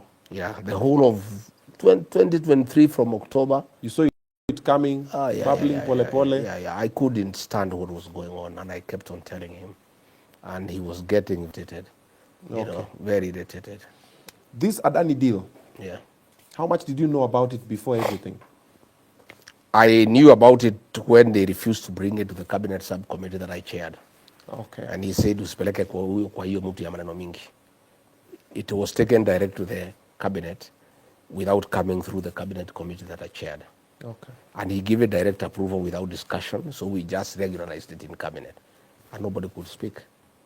Was it a legit deal though? No, of course not. It was pure theft of public funds. So they were actually selling the airport? Yeah, they were selling the airport just like the way they have sold Bomas of Kenya. Bomas of Kenya, somebody has been given, a fellow from Turkey has been given a lease for 99 years. And they are also using government money from the tourism fund to give to the guy to improve the facility. Lease it to somebody, then use government funds and give to the guy. It's pure theft. Kenya now is a criminal enterprise. In fact, State House is a scene of crime. For practical purposes. Hii ni serikali tu ya ukora na biashara. And I can tell you, in another 2 years, if things go the way they are going, there will be no country. Watauza country. Oh, they will sell everything. There's a story that the title deed for the office of the president is missing. You saw the story? I saw the story. I wouldn't be surprised. I wouldn't be surprised. These people have appetite for land and buildings. Serious appetite. And I don't even know how much land they want. The other day they took land for IDPs in Davivi. The president has taken over. He's now growing wheat in that farm. That farm was for IDPs. Like the president is growing his own. Yeah, he has taken over that land in Davivi. 5,000 acres, land that was meant for IDPs. He has grabbed it by force. And nobody can ask any question. If you go to that area in Narok, the land would be 6,000 acres, where 5 people were shot dead the other day. He has taken that land. It's in public domain. We have the information. Land from his own kinsmen, the Kipsigis, he's taken that land. But my question is, here I'm only 3 acres. It's even too much, the land that I have here. What does he want to do with all this land? There is a serious appetite for public land, So, the ones that you know, apart from the airport, which other facility has been taken without, apart from Bomas, that is, which other one has been taken chini ya maji na Wakenya wajui? You know, we don't want to give all these things at the same time. Okay. We want to keep on giving them to Kenyans slowly. You know? You just want us to. No, what has already been taken. What has already been taken is already too much. I think that is, the Bibi lad is gone. Okay. The Narok lad is gone. This GR extension story, is it legit? These are just deals with the Chinese companies, and you see, it's already creating problems between us and America, because the president is just being like a clever young guy playing on two women and pretending that he'll marry both of them. You know, and you can see the Americans have seen him through, and they are saying they are going to review our relations, because he's going to the Chinese and giving their story, going to the American and giving their story. You know, this is what we all used to do when we were young. You have some two girls, you keep on cheating them. I'll marry you, I'll marry you, I'll marry you. Then one day they meet both of them. Then you are in trouble. You know? There's an airport that is supposed to be put in Narok. There was an airport that was supposed to be put on the border of Narok and Kisii. Okay. The president has relocated that airport to his land in Kilgoris, for his own use. There is another one he has proposed near Narok town, which he has said it will be done within 6 months. We'll wait and see. We are around. What's up with the 6-month term limit? He loves 6 months. He loves 6 months. Okay. Is there anything good about our president that you can say? I don't know. I'm very disappointed, like all Kenyans. I really believed in this man. I really believed in him and what he was telling me and telling the people of Kenya. Okay. Mama Mboga, Boda, the church. He had great ideas. Bottom-up economic transformation. I'll put money in your pocket. Good things. And because me, I'm a people person, he said many good things that if they were done, this will be a good country. Okay. They were all lies. He did not intend to do any of them. Which one has he accomplished that you're like, this one is tick, mpaka Njoro? The theft of the baby rat, that is accomplished. Huh? Yeah. I'm talking. I think the only thing he has succeeded is the impeachment of Rigathi Gachagua, done in record 2 weeks. I mean, it's incredible. Yeah. There's nothing. There's nothing you can tell the people. I've looked around, anything tangible, not one. Okay. Not one. And about the prayers, were they legit? Mulikuwa munaomba sana. Wewe ulikuwa hapo ndani? Mimi nilikuwa nafunga macho, I don't know. I'm not sure. I'm not sure. I'm no longer sure. I'm not sure anymore. Yeah? I'm not sure. Thanksgiving a whole year. I am not sure. Tour around the country of Thanksgiving. I don't know. Mukaleta mpaka I Benin. don't think there is any Christian who can authorize the killing of young people. That cannot be a Christian. It cannot be.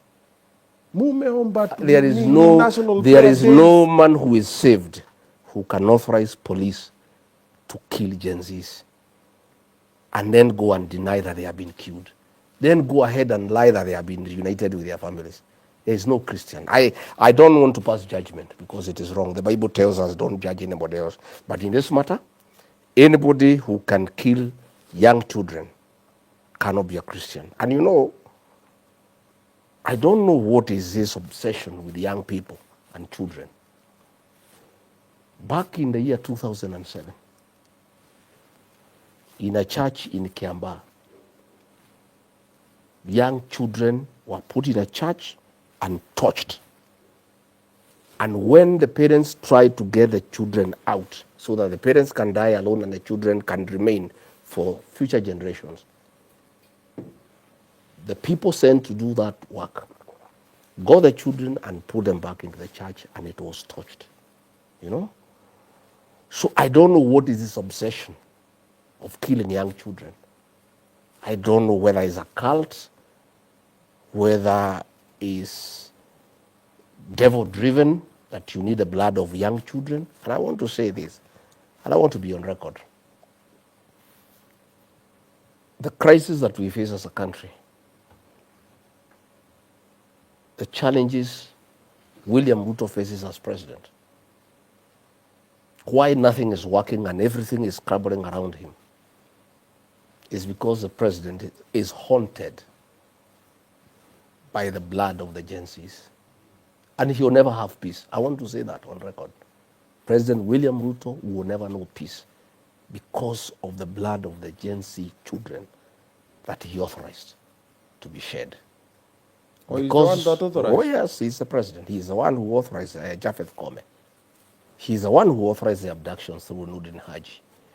A group of 101 AP officers were recruited with the authority of the president and joined the National Intelligence Service. And that is the group that has been doing the abductions. And that is why when Justin Muturi, as Attorney General, his child was abducted, and everybody was taking him into circles. He called Kidiki, he was taking him in circles. He called Nurudin, he was taking him in circles. He called DCI Amin, he was taking him in circles. He called Kome, they were taking him in circles. He came to me and he explained to me, I'm the Attorney General of the Republic of Kenya. My son has been abducted.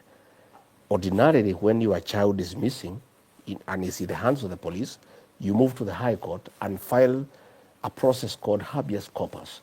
Habeas corpus is an application compelling the Attorney General to produce the person, dead or alive, in court. So Justin Muturi asked me, if I file a habeas corpus against the Attorney General, and I'm the Attorney General, and it is my child who is missing, how do I produce that child as Attorney General? And this, when I listened, I told him, go and face the president. He went and faced the president and said, I want my child. President made one call to Nurdin Haji, who confirmed we have the child, and he was released. So it is Nurdin Haji and the National Intelligence Service who have been abducting young people with the full knowledge and approval of President William Ruto. And that is why the president in one rally said, when he was challenged by Raila, we are going to stop this abduction, because he is the one who has authorized them. That is why he can go and say, we have reunited these people. How do you reunite the abductees with the parents unless you know who was abducting them? The president has incriminated himself on evidence now. And these are things that we can actually take him to the ICC, because he has said that these people who are abducted now have been reunited with their families, which means he has been briefed by somebody. Whoever briefed him must be the one behind the abductions. So the president knows who was doing the abductions, because somebody briefed him that the children who had been abducted have now been reunited with their families. So that person who briefed him knows who was abducting the children, and hence the president knows who was doing the abductions. So he owes the people of Kenya an explanation. Where? He owes the people of Kenya an explanation. Davido, cheza na disclaimer. Cheza na where is hot in here? Wow. Who authorized the abduction of the goats in Northlands? Let me tell you, Obina, many things have been said, and it's important that we put it on record. Okay. That any issue to do with a retired president, yeah, okay, whether positive or negative, okay, can only be undertaken with the full authority of the current president. When security guards from Mamangena were withdrawn, when bodyguards from Uhuru Kenyatta were withdrawn, it is William Ruto who authorized. There is nobody else who can authorize anything of a retired president outside the president himself. It was said it was you. Or how? From which authority? G sent his people. Which I am asking with which authority? I was just a principal assistant to the president. I had no authority over a president. That is his peer. They are the same level. So any mistreatment done to Uhuru Kenyatta, his property in Northlands, anything done, whether positive or negative, I want to put it here today on record, has the full authority of President William Ruto, because that's the way protocol works. There is nobody who can say, as deputy president or as minister, atienda kwa Uhuru utoe askari, utakuwa wewe ni nani? That is a sitting president. And that is why you saw President William Ruto ametoka ofisi yake ameenda kutembelea Uhuru kwake nyumbani. He had asked him to go to State House. He said, I cannot come. If you want to see me, come. Come to my farm. So he went to his farm. They are crying. Nisaidie. Oh, nini. Yeah? And all the things he told Uhuru Kenyatta, he cheated him. This guy is a liar. You know, he is the one who has sponsored cases against Jubilee Party to take away Jubilee Party from President Uhuru Kenyatta. Those cases, all of them, and I'm in the knowledge, have been sponsored by William Ruto to take away Jubilee from President Uhuru Kenyatta. So when he went to see President Uhuru Kenyatta in Ishaweri, he promised Uhuru Kenyatta that he would stop interfering with the Jubilee. He is still interfering, you know. When he went there, he promised him that all his dues for his workers, for his guards will be paid. They have not been paid up to date, you know. And Uhuru Kenyatta, I believe, must have known their all lies because he used to be with this man, you know. And he cheated him and he went all the way. Na akampaka Uhuru Kenyatta matope akatukanwa sana na majenzi na kila mtu, you know. I don't even know why Uhuru agreed to see him. I don't understand why he agreed to see him. When Uhuru's child was being frustrated, the guns taken, Nini Uhuru came and with a couple of people spoke. You are not in the part of the team that was frustrating. I had no authority. One, as deputy president, you are not in charge of the security system. Okay. That one is under the hands of the president, and he told me from day one, keep off security matters, keep off the military, and I kept off. Because I am also knowledgeable and I understand government. I have told you and I want to repeat so that we close this debate. Okay. Nothing positive or negative can be done for or against a retired president without the full authority and concurrence of a sitting president. Okay. So if there is anything done negative against President Uhuru Kenyatta's retirement, President William Ruto knows about it. And nobody else can do anything about it. And that is the truth. Okay. 2027, President William Ruto said they will win early in the morning. And 2022, did you guys win? Ama mulifanyia baba ile kitu? No, we won. That was fair and square. Let me tell you, my brother. Yeah. Forget about the system. Forget about the deep state. Forget about IBC. Nobody can steal a presidential election. The 2013 Supreme Court ruling was very clear that polling station results are final. The election is done, concluded at the polling station. And when changes were done to our electoral laws,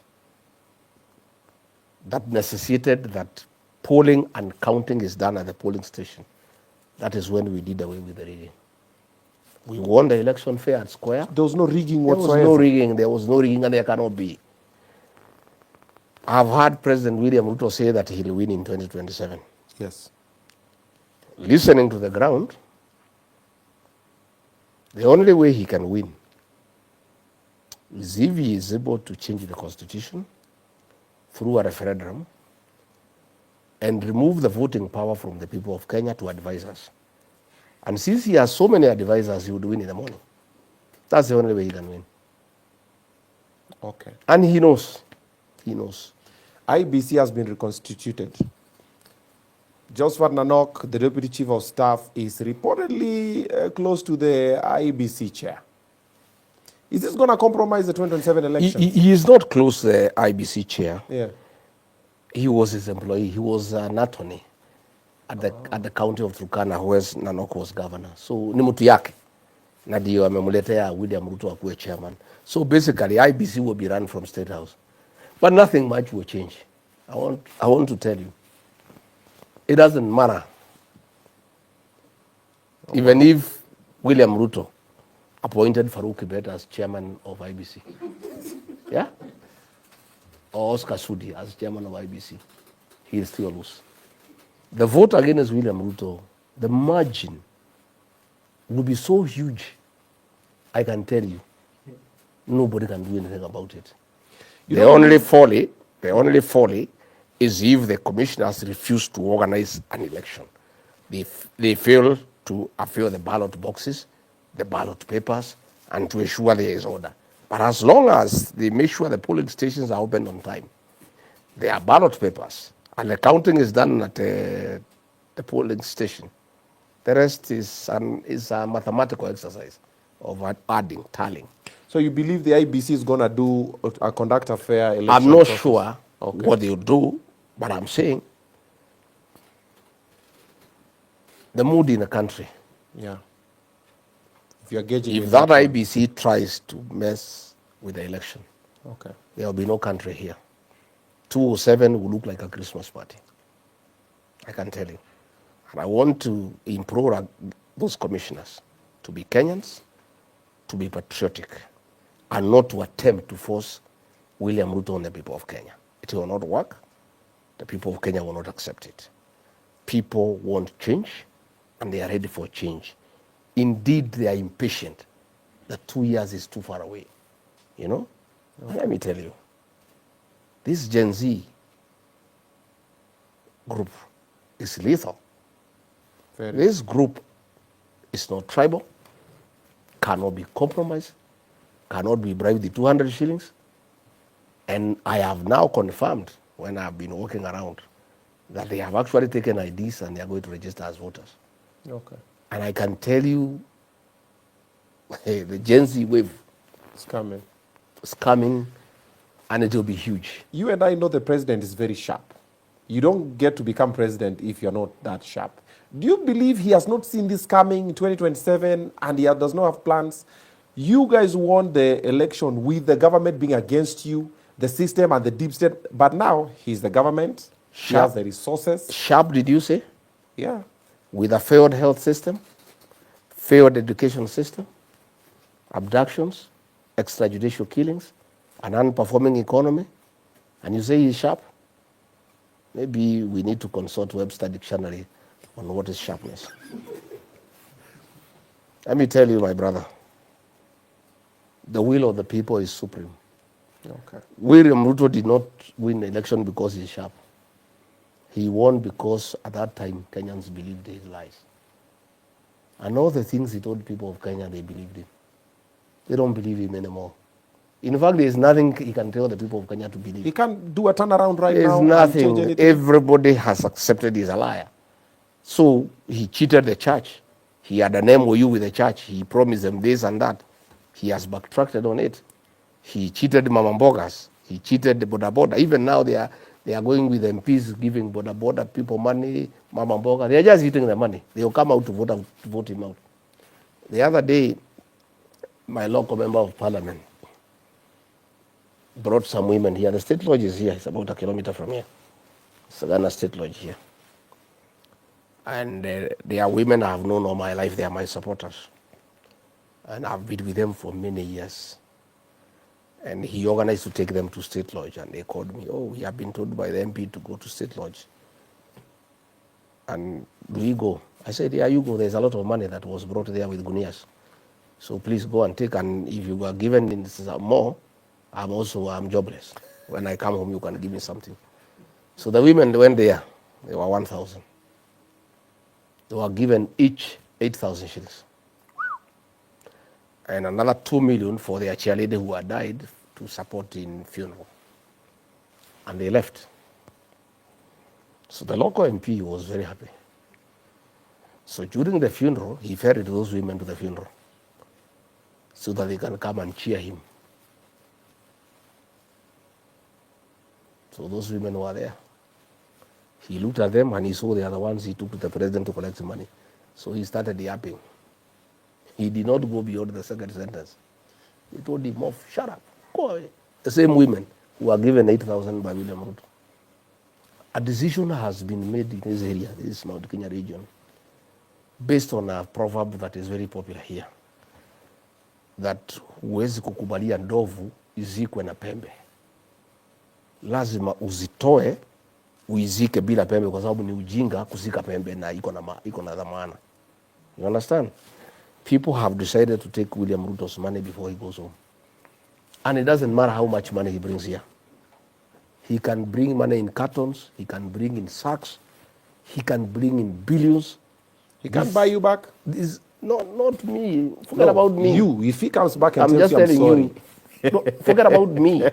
Forget about me. What if he apologizes? Think about it. I'm saying, forget about me. Yeah. These rural women, Okay. these rural boys, who will take his money and that is it. As for me, my brother, I'm priceless. What do I need the money for? It's a very beautiful home. I'm not paying rent to anybody. I live here. What do I need money for? This woman here, Pastor Dorcas, she's a pastor. Hana matumizi mingi. 2,000 ya nywele ametosheka. What do I need money for? But what if Why he would comes I back sell and my soul? apologizes? Why would I sell my soul? Yeah. Why would I sell my conscience for money? To do what with that money? Even if he apologized to me, it's meaningless. Me, I'll forgive him because I'm a Christian. But what about the people of Kenya? What about the payslip holders whose payslips he has raided? Will he apologize to them? What about the parents and relatives of the Gen Zs whom he killed? What apology can he give? Even today, you know, he has never apologized. I would have expected when he was talking to that president and he was lying that the families have been brought back together, he would even have the moral conscience to offer an apology to the Gen Zs and to their parents and to the people of Kenya that they were killed. Yeah? How do you apologize to those families? How do you apologize to people who are going to hospital and SHA is not working? How do you apologize to teachers and students whose schools have collapsed because of non-funding? How do you apologize to people whose businesses have collapsed because of non-payment of pending bills? If William Ruto was to apologize to the people of Kenya, he would take 1.5 years every day just apologizing because he has wronged everybody and rubbed everybody the wrong way. So me, I don't have a problem. He can apologize to me. I'm very forgiving. But he has a job to do. And even if he apologizes, I don't think the people of Kenya would ever trust him again. He has lost their trust. The remaining period of time, do you think is enough for a turnaround? Like, let's say, for example, today he gets up and says, I want to now do right. Do you think it's enough? Where would he start? Would he give back the Dafifi Lad to the IDPs? Would he be willing? I don't think so. Would he be willing to stop doing business with Adil and Jayesh and Defki? I don't think so. Would he be willing to stop the stealing through the National Intelligence Service? I don't think so. There is nothing. He cannot turn around this country. He doesn't have the moral conscience to turn around this country. Raila Odinga factor? He's just an accomplice. Raila Odinga has given William Ruto the through pass to continue looting the country. The Gen Z had cornered this man completely. And Raila Odinga is the one who revived him. Had he allowed the Gen Z to deal with that matter, we would not be where we are today. So he is the one who saved him. Okay. And since the Raila came, he donated 4 experts. Joho is an expert. Oparanya is an expert. My English fails me, who is an expert. Since the experts came, has the prices of food gone down? Have healthcare improved? Has the education system improved? Has the stealing stopped? Nothing. It's only that the people eating have just become more. Those who are not eating have joined the ones who are eating. It's only the party is much bigger. There is no change, nothing. And nothing will change, my brother. And you can ask me, come back here after some time. And if anything changes in 1 year, come with a pickup. I'll give you 3 havers from my family. Yeah. Okay. The day things change and they are working, don't even look for an appointment. Just find out through social media. Once you confirm I'm here, you see me taking some photographs here. It's 2 hours from Nairobi. Just come with a pickup, get 3 havers, fresh and go. Nothing will change. Mr. Things will only change after the elections, when there is regime change, and we put a responsible government into place. That's when there will be change. Mr. President, you're standing between me and 3 heifers. Do the thing. Quick fire. What happened to NHIF money? Stolen. By who? Who else?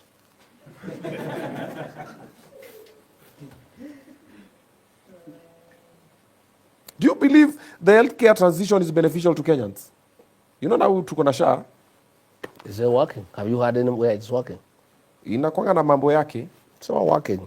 And it can't work because it's theft. You see what happened? We had promised in our campaign that we will revamp and reform the NHIF. And the NHIF officials came up with a scheme requiring 800 million to create a new system to put things in order. Instead of providing 800 million, we decided to leave NHIF and bring SHA and create a system costing 104 billion. That is the crux of the matter. Half of that money is going to people in government. It's pure theft of public funds. This whole SHA nonsense is about stealing government money. It has nothing to do with healthcare. It has nothing to do with improving our healthcare system. It's pure theft by the Adanis. Yeah? And that is why even when the president cancelled the airport, very reluctantly, he never cancelled SHA. That's where the loot is. And those are the things I said no. Those are the things that made me to be kicked out. I said, regarding Gachagua, to be a crime, to be a partner in crime, to steal more than 50 billion shillings belonging to the people of Kenya, I cannot partake. How much money is enough? I don't know. You should tell me. I don't know. I don't know either. Hustler You know, I fund. have seen Hustler Fund is Is it another. legit? No, it's a sham. You know, my brother, we promised the people that we will create Hustler Fund. We used to have Youth Fund that was working. Yes. Wezo Fund that was working. Women Fund that was working. They were collapsed, and we brought in the Hustler Fund. Hustler Fund, do you know how much money you borrow for business? 500 shillings. What business can you start with 500 shillings in this country? Mayai. Gonga mayai. So how many people can do mayai? And then if everybody did mayai, whom will you say the mayai to? I mean, it's an insult to the people of Kenya. And that's why I said, Mr. President, I'm finding it very difficult to work under you because you cheated the people of Kenya and I helped you to cheat them. When I go home to Karatina and people ask, this Hustler Fund you promised us, what is 500 shillings? The thing is a scam, you know? Where? It cannot work. And we had Wezo Fund, we had Youth Fund, we had Women Fund. When we formed government, we'll scrap the Hustler Fund and reinstate the Women Fund, the Youth Fund, and the Wezo Fund, and even get more money into the funds to enhance financial inclusivity in the country so that people can do business. There is no business you can do with 2,000 shillings, 3,000 shillings. You need a minimum of 50,000 going up, you know? And all factors being constant, I want to tell our small-scale traders to have faith that, God willing, all factors being constant, we are going to have a regime change. You'll get a responsible government that will scrap the Hustler Fund because it's a scam. It's fraudulent, it's a fraud. And bring back those funds that were working and give them more money to help people for financial inclusivity. What happened to Linda Mama? I thought you told me William Ruto is very sharp. Linda Mama was working. Yeah, It was Linda helping Mama our was women working. when they go to maternity. Yes. It was all, the president was not interested in those programs.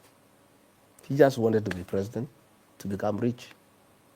So it's about money. And he's rich, filthy rich, filthy rich. In the last 2 years, in my estimation, when I look around, he must have made 3 to 4 trillion. Yeah. Yeah. It's filthy rich. And I think that was his dream. I don't think he cares about this country. I'm not sure anymore he cares. Because people are making noise, he's not interested. People are raising issues, he doesn't bother. But he is rich, that he has achieved. Rich, filthy rich. Okay, let's the housing tax. Remember the story? You are still together. Yeah. Was it legit? I have admitted that initially. I believed him when he said we need to do affordable housing. Okay. It's a good thing for creating employment. Even when he insisted on the housing levy, I told him Kenyans are complaining, but he insisted that let's do it because it's good to create employment. I went along with him until it came to my attention along the way that this affordable housing thing was a business venture between the president and DEFCI. DEFCI has a factory that makes steel, cement, and mabati. And those are the three components that drive the housing agenda. So all the cement, all the mabati, all the steel that is bought for affordable housing, the profit is shared between DEFCI and William Ruto. The whole thing was a business thing. And that's when I withdrew my support, when I realized it's a con. And if you move around, people are asking, in a place called Kianyaga, they have done some houses there. They want to sell for 4 million. Nobody will buy. People are asking, with 4 million, I can buy an acre of land, do a house for 1.5, and do coffee and dairy grazing unit with the rest of the money. Why do I want to go and I'm an old man to live in the upstairs? The whole thing is being forced on the people of Kenya to create business for the two to sell cement, mabati, and steel. The whole housing levy is about creating sufficient money. And you know that money? Because there is no capacity to absorb it, it's kept in a bank that the president bought when he became president. Huh? Yeah. Wait a minute. Yes. We bought a bank? He bought a bank. That's where the money goes. Like local bank? Yeah, local bank. Which bank? I don't want to say the name. Do your research. I'll tell you off camera, then you can go and do your research. Oh, okay. Yeah. So there's a bank that has been bought to keep all this money in cash. Yeah, that's where the money goes. And it's actually taking all businesses from Equity, from Cooperative Bank, from all other banks have lost money from government to this particular bank that the president bought through some proxies. So Equity and Cooperative Bank are not in the They are not. the elimination game. They are not. So But we are remaining with all government money now for prostitutes, state corporations, they are kept in that particular bank that the president bought. Oh, wow. Why are our taxes so high though? To keep the president going. He needs to travel to China. He needs to get money through a niece. People must pay for that money. He's not going to get it from his pocket. Is KRA and ESCC being used as a weapon Yes, against yes. political You enemies? know another thing, and I disagreed with the president. We had agreed because the fourth administration had used the criminal justice system to harass people who were opposed to the then administration, and I was a victim. I was charged with the trumped-up charges, and KRI asked me because of my political persuasion. And the president did give a solemn promise to the people of Kenya that under his leadership, they will never use the criminal justice system to deal with the politics. Today, that is what is happening. The DCI has been instructed to look around and see whether he can get anything to charge me with. Yeah? He's been harassing my friends, my business partners, people who did business with the Office of the Deputy President, trying to force them to write statements that whatever they were getting, they were sharing with me. Of course, they have refused because it's not true. And DCI Amin has put up a team there in the economic section to try to look around and see whether they can get anything. They can incriminate and open criminal charges against me. Again, not just me, everybody, you know. Metekalinturi, Justin Muturi, you know. Ketu Aruguru is being harassed by KRA because of her political position, you know.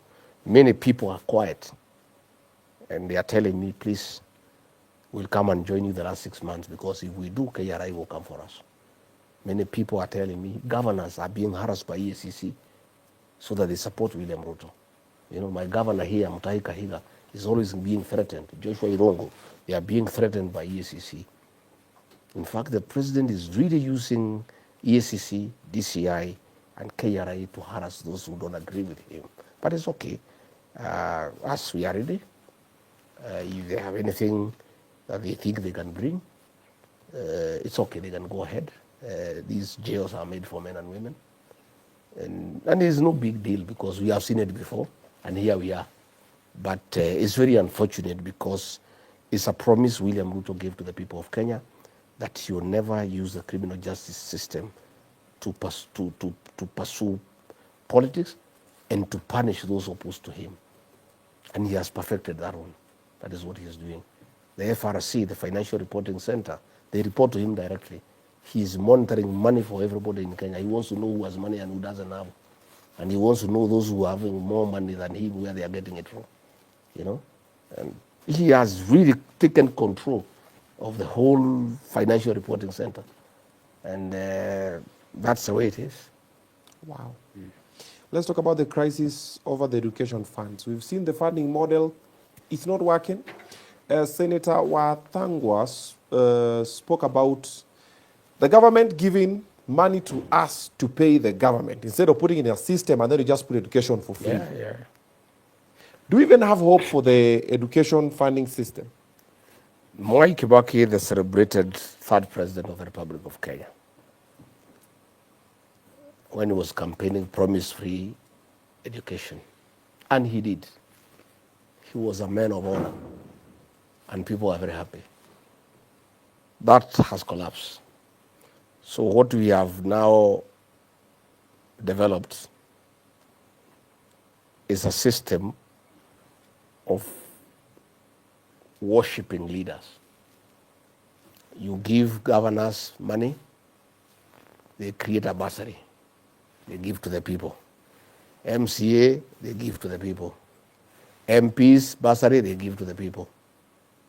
Ministry of Education, they give to the people. This money is from government. Then you go and pay the principal. What we need to do is collapse all those bursaries and just make education free. And the money is actually enough. If you look at the money that goes to CDF for bursary, because the MPs, they get like 150 million per year, and they're allowed to spend up to 45% of that money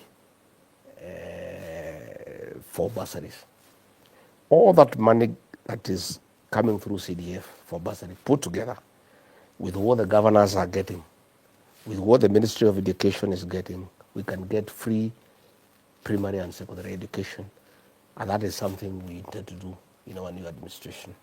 You know, harmonize all these funds, put the money together and pay directly without delaying it, nothing. As we have today, the schools are not getting capitation. The money is given to the MPs to bribe voters to elect them back. So that's where we have a problem.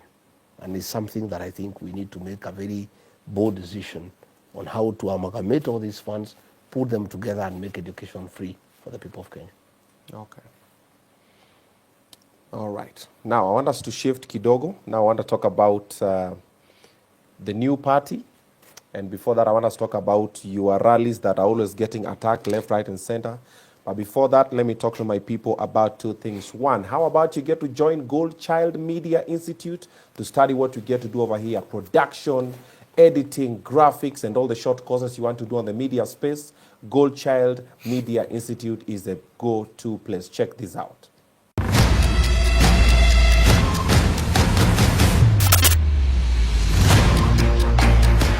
Welcome to Gold Child Media Institute, where talent meets opportunity. This is the place where your media dreams come alive. And guess what? We've got something for everyone. Do you love the camera? We offer videography and photography classes. Action! Shoot! Take. Jesus. Nimepiga nani picha. And for those who love music production, yes, we have the course. Mpaka wale wama chiki chiki chiki chiki. Anguka. Sound and graphic design. And trust me, this is just the start. We offer so much more. Over here at Goldchild, it's all practical learning, no boring theory. Basically, here at Goldchild Media Institute, we prepare you with the real skills for you to thrive in the real world. At Goldchild, I feel like a pro already. Enroll today by dialing the number on the screen and find us in Nairobi Development House 11.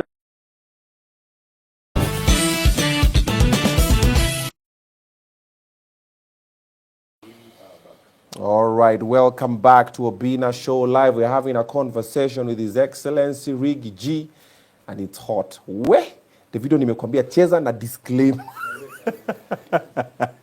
Vitu zina. Okay, there's a question that everybody's asking here that I need to just shoot your way before we shift into the other conversation. People asking General Ogola. Who killed General Ogola? I don't know. You know, me, I'm a truthful man. Okay. What I don't have information. Okay.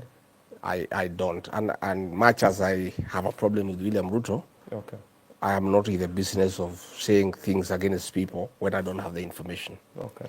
All I know is that General Ogola was a great man. Okay. I really felt it. I was very close to him. He was very nice to me. He was a very good military officer. He has a wonderful wife and children, and I really sympathize with them.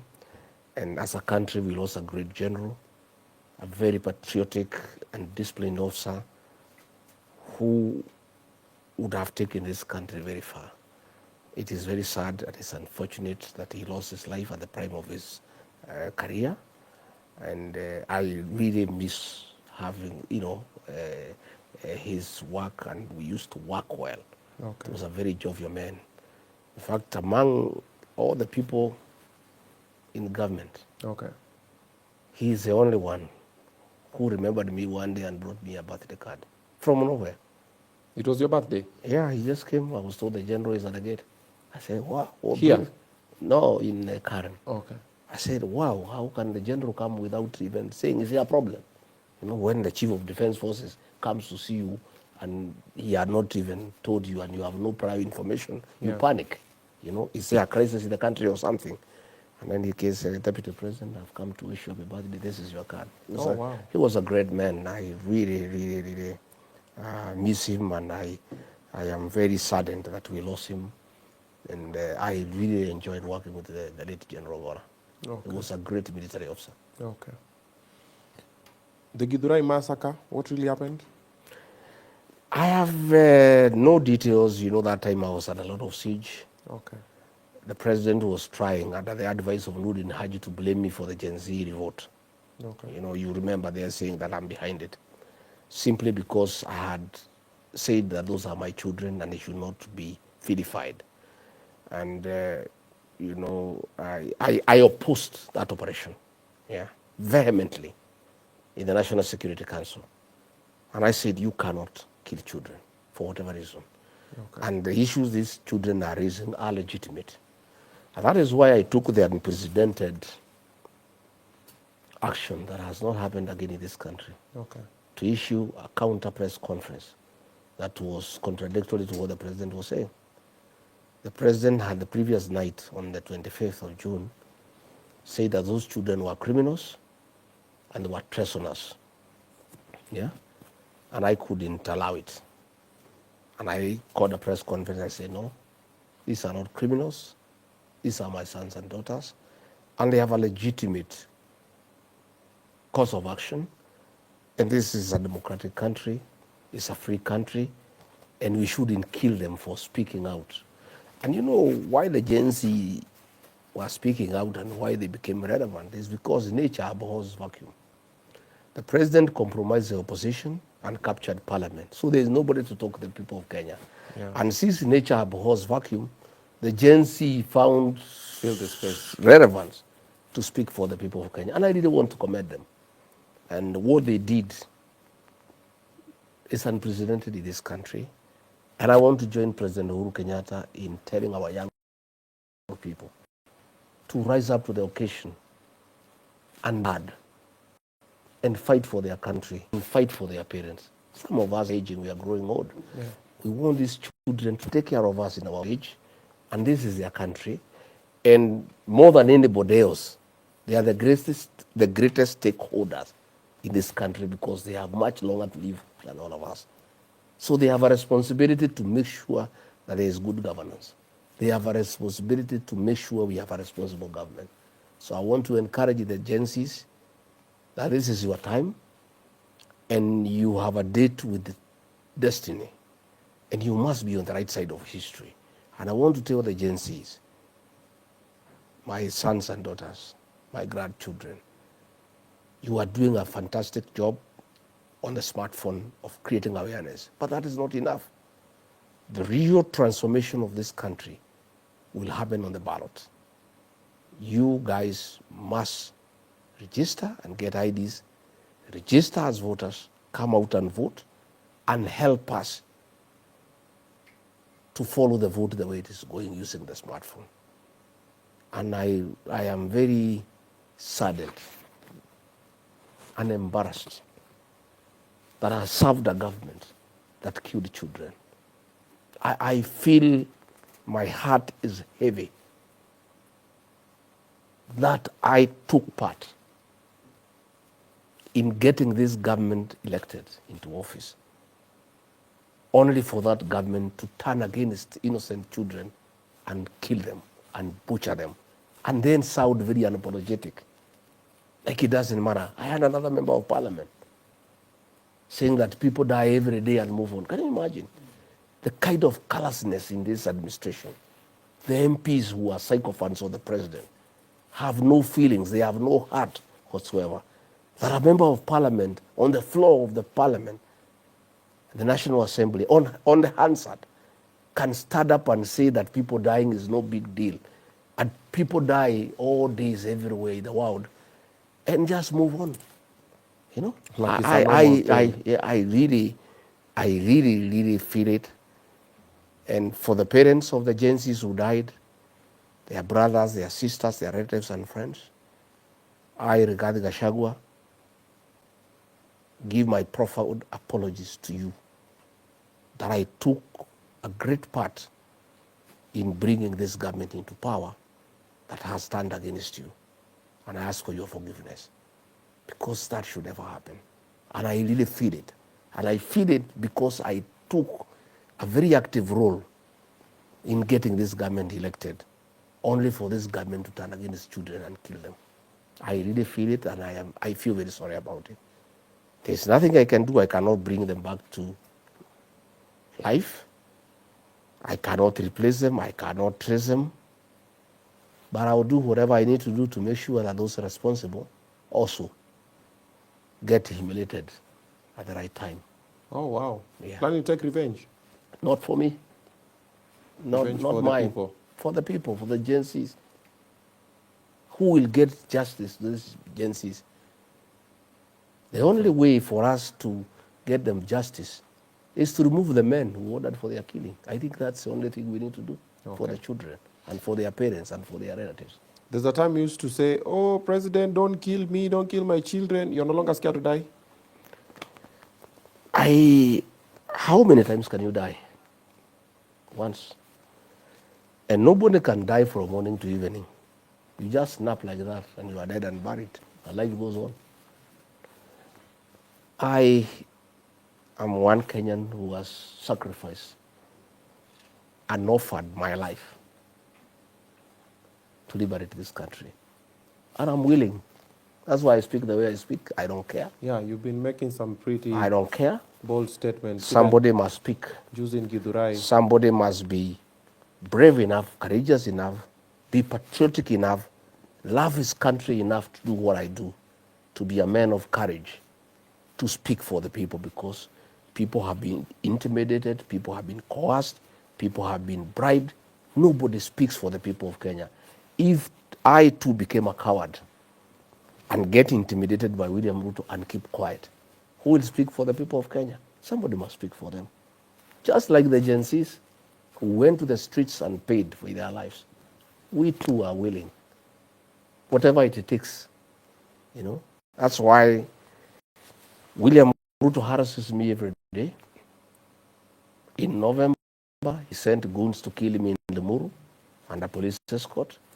Up to today, the people who wanted to kill me have never been arrested. The pictures are all over.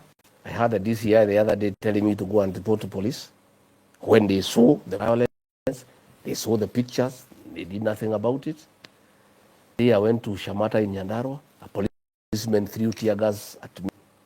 You know, the Christians, that policeman is still there. Here he was promoted from an inspector to chief inspector. You know, another day Pastor Dorcas was having a Christian prayers here in Nyeri.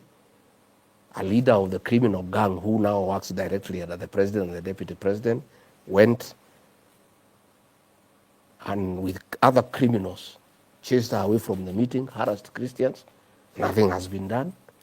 Another day, in a manner similar to what happened in Kiambaa Church, where William Ruto was part and parcel, goons were sent by the president to PCA Mweki Church to attack me and Christians inside the church. They discreted the altar. The MCA for Umoja is the one with the governor who had sent those criminals under the direction of William Ruto. Today, nobody has ever been arrested. Yesterday, goons who were sent to disrupt the launching of my party, they came under police escort. You have heard the CS Interior saying that those people who are throwing stones at us and attacking us, that they had come and were not paid. To start with, we don't pay people to come to our meetings the way William Ruto does. He has to pay people to go to his meeting. I don't pay anybody to come to my meeting. Those are gangs.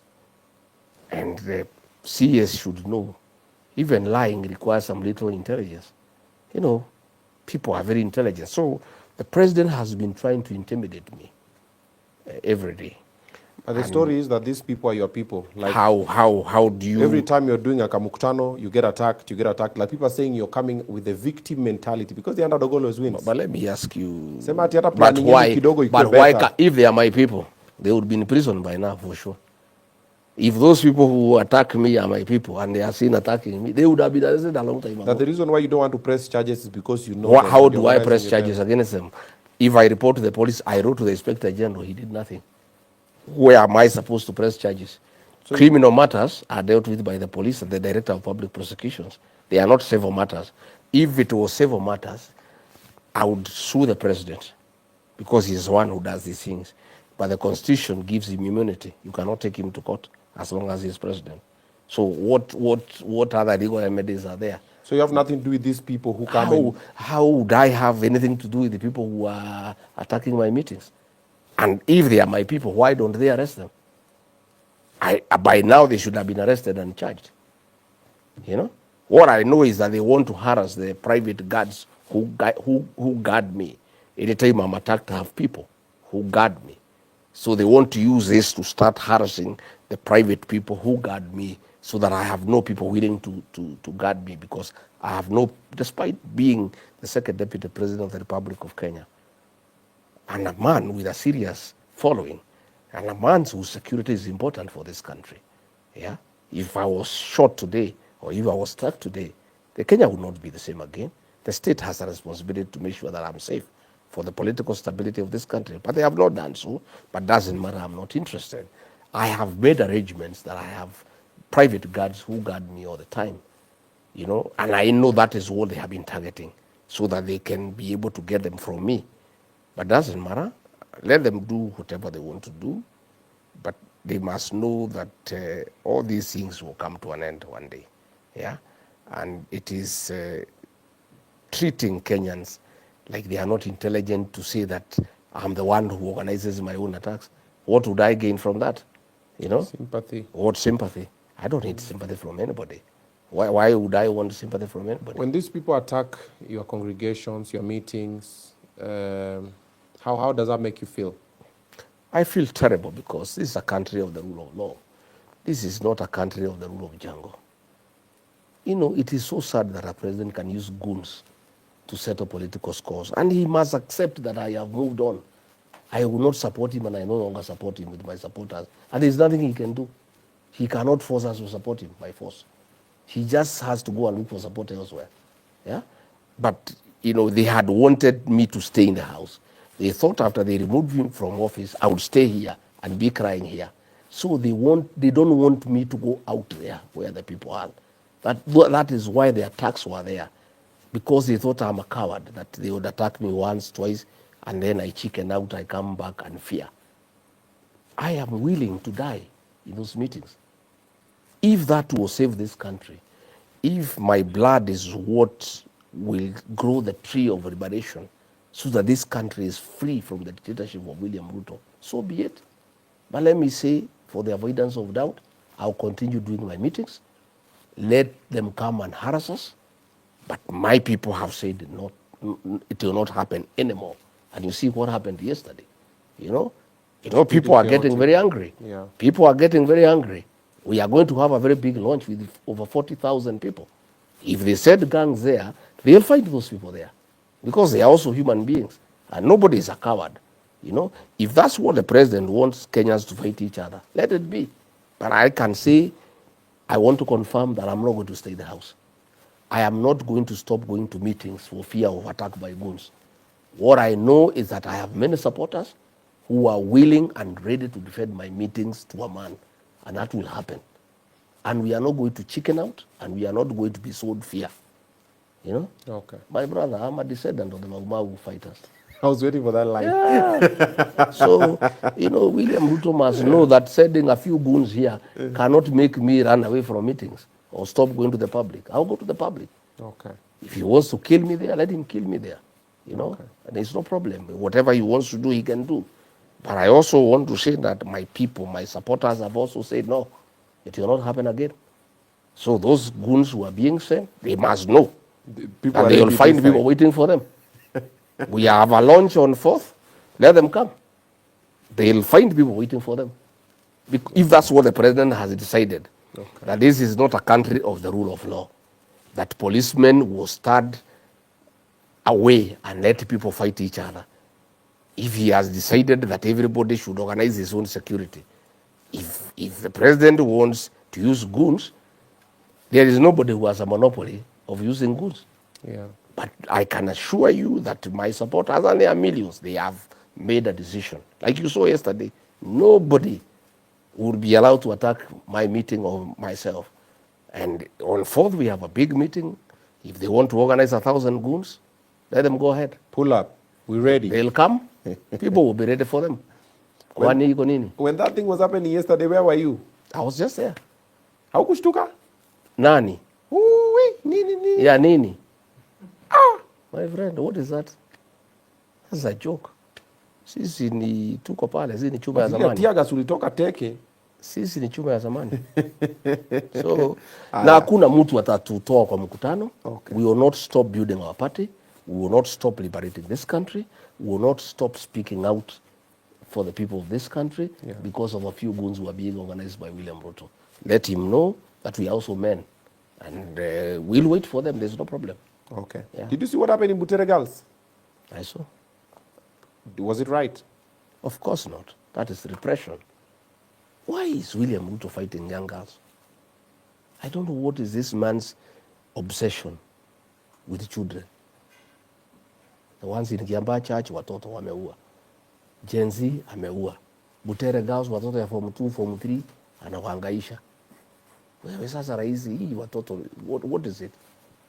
Let these children be. You know, these children have creativity. We want to allow these children to grow. We encourage them to be creative. Theater is a good expression. Figurative language, symbolism. And you know that play, The Echoes of War, is just a reflection of what is going on in the country. But because the president cannot stomach the truth, That's why he stopped it. Yeah? And it doesn't have to take Butere Gaos to tell the president the truth. Nurdin Haji should have told him the same truth quietly without it going to on stage. But because Nurdin is not doing his work, the Gaos were doing it for him. Because the president needs to know what is happening in the country. Yeah? But it's very, very, very unfortunate. I didn't know we would ever get back there. That is what was happening in the 80s. I never knew after the new constitution, the 2010 constitution, we'll ever get back there. Okay. Yeah. There's a time when the president did an address, then you also did an address after him, and a lot of people are like, that's a breach of protocol, it's disrespectful. What was the situation? What was happening? Why did that happen? I've told you, I couldn't allow him to abuse our children and call them criminals. I needed to say they are not criminals, they are our sons and daughters, the Gen Zs. Okay. He had issued a press conference on 24th. And even that particular day on 26th, when I called the press conference, he called his so that I stopped mine. And when the head of public service called me, he says, hey, we have seen you have a press conference. The president has a press conference, so please cancel it. I said, there's no problem. I cancel it. Let the president go first. If he addresses the issues that I wanted to address satisfactorily, I will drop mine. Okay. He had said Gen Zs are criminals, they are prisoners, yeah? And he'll clamp them. And I was saying, no, that is wrong. Yeah. These are our children. We cannot just kill them because of speaking the truth, you know? It looked unprocedural, it looked disrespectful, but it needed to be done. I mean, we are not talking about potatoes or carrots. Yeah. We are talking about human lives. We are talking about our children. I mean, the topic was so serious, I needed to speak out and say what is happening is wrong. I'm that kind of a person. And even the president knows I'm a truthful person. So there is no way I would allow him to get away with murder, killing children, and then justifying it by calling them criminals, by saying that they are involved in treason, and it's a lie. Those children never wanted to overthrow his government. They were simply expressing their displeasure with the government's insistence to force Finance Bill 2024 on the people of Kenya. But he was saying they are criminals, and I was saying they are not criminals. And I needed to defend the Gen Z. Okay. And I'm the only Kenyan in government who came out to defend the Gen Z. And I meant every word of what I said. And I really, truly believe in them. After that, did you get any call? Of course, I was really, I was thoroughly abused. And I took it in stride. Oh. Yeah, thoroughly. On phone call, I'm one-on-one? Face to face. He called me all sorts of names, unprintable. And I said, it's okay. I didn't say anything. I kept quiet. Oh, I kept quiet. Now that Professor Kindiki is over there, are you guys in good terms? Are you friends? You got beef? I have nothing to do with him. Okay. That's an employee of William Ruto. I'm not in the business of discussing employees, you know. Let him do what he can. Is he capable of leading Mount Kenya? I don't know who elected him in Mount Kenya. You cannot lead people unless they give you the mandate. That is an employee of William Ruto. He takes care of the interests of William Ruto. William Ruto is against the people of Mount Kenya. He calls them tribalists. He punishes them. He sacks them. He interferes with their businesses. And Mr. Yesa to punish the mountain. So I don't know how you can lead punishing and whom you cannot defend. Yeah. Okay. But I don't like discussing employees. Okay. I like discussing leaders. I discuss William Ruto because I was also elected. Okay. That is an employee. He can discuss with his fellow employees. Where? What's your beef with Oscar Sudi? That's zero. Okay. What do I have to do with him? Yeah. He's just a member of parliament. I have nothing to do with him. I am not in parliament myself. And I hear him talk about me all the time. And I'm happy, These guys who removed me from office with William Ruto, they had said I'll be forgotten in 3 weeks. This is the 7th month. I am the discussion in every meeting. Oh, even today, 7 months already. Even today, there were publicizing my party somewhere in Ukambani. You know, the president is in so much trouble, he lost all the people who could speak for him, that his PA now is the one who speaks for him. A PA is the one now selling him in the meetings. That is how thin he is. Yeah? So I had that be discussing in my party. I'm very happy. And this party has caused commotion in government. I saw Mr. Yesa tweeting something last night about the party. I had the president today saying that we should not be forming parties, we should be working. I would like to tell William Ruto, I'm not your employee. You cannot decide for me what I'll do. When I was your deputy, you could order me around. You can't order me around. If I want to form a political party, that's my business. What do you have to do with it? You run government, my friend. Me, I'm not in government. Why are you saying that at we work? We work with what? I'm not working. You are the one who is working. At least it's the time to work. It's time to work for those who have work. But those who don't have work, you cannot force them to work. As we have some work we are doing, and the work is well cut out. We have been told by the people of Kenya, William Ruto is one term. We are focused. That's what we are working on. It's our business. And the president cannot decide to us what is our work. He's doing his work he was told by the people of Kenya to do. The same people of Kenya have told us to make him one term. So both of us are obeying the people of Kenya. He build roads if he wants. Do whatever you want to do, go ahead. Us, we have a different script and instructions from the people of Kenya. Make William Ruto one term. That's what we are doing. That's the agenda. Why does he want me to abandon me my work and go and do his? Kila mtu afanya kazi yake. Okay. Yeah. What's your beef with Kimani Ichung'wah? I have no beef. That is a sycophant of William Ruto. Again, it's an amplifier of William Ruto. My issue is William Ruto. Those are just flower girls around him, members of the praise and worship team, who see no evil, hear no evil. They are inconsequential. You know, our main focus is William Ruto. He is a problem for this country. That's what we are focusing on. His hangers on, those are his problems. We focus on the main issue. And I don't think any Kenyan has told me to deal with those characters you are mentioning. I have not had anybody tell me to deal with them. My instructions are very clear. One term. Period. Oh, wow.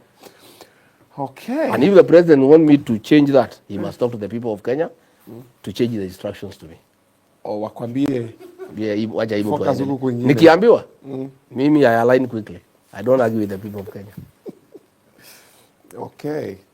All right, now I want us to talk about DCP. Where tumeguza, we've tried to touch a couple of areas here and there. But before we talk about DCP, I want you to upgrade the look in your house. Wacha kuwa na nyumba inakaa vile inataka. Have a beautiful wall, have a beautiful wall unit, a TV unit, frames, the doors, the gypsum, and that whole shebang. The guys at Mr. Frames Kenya are going to do a beautiful job for you. Check out this one. Running.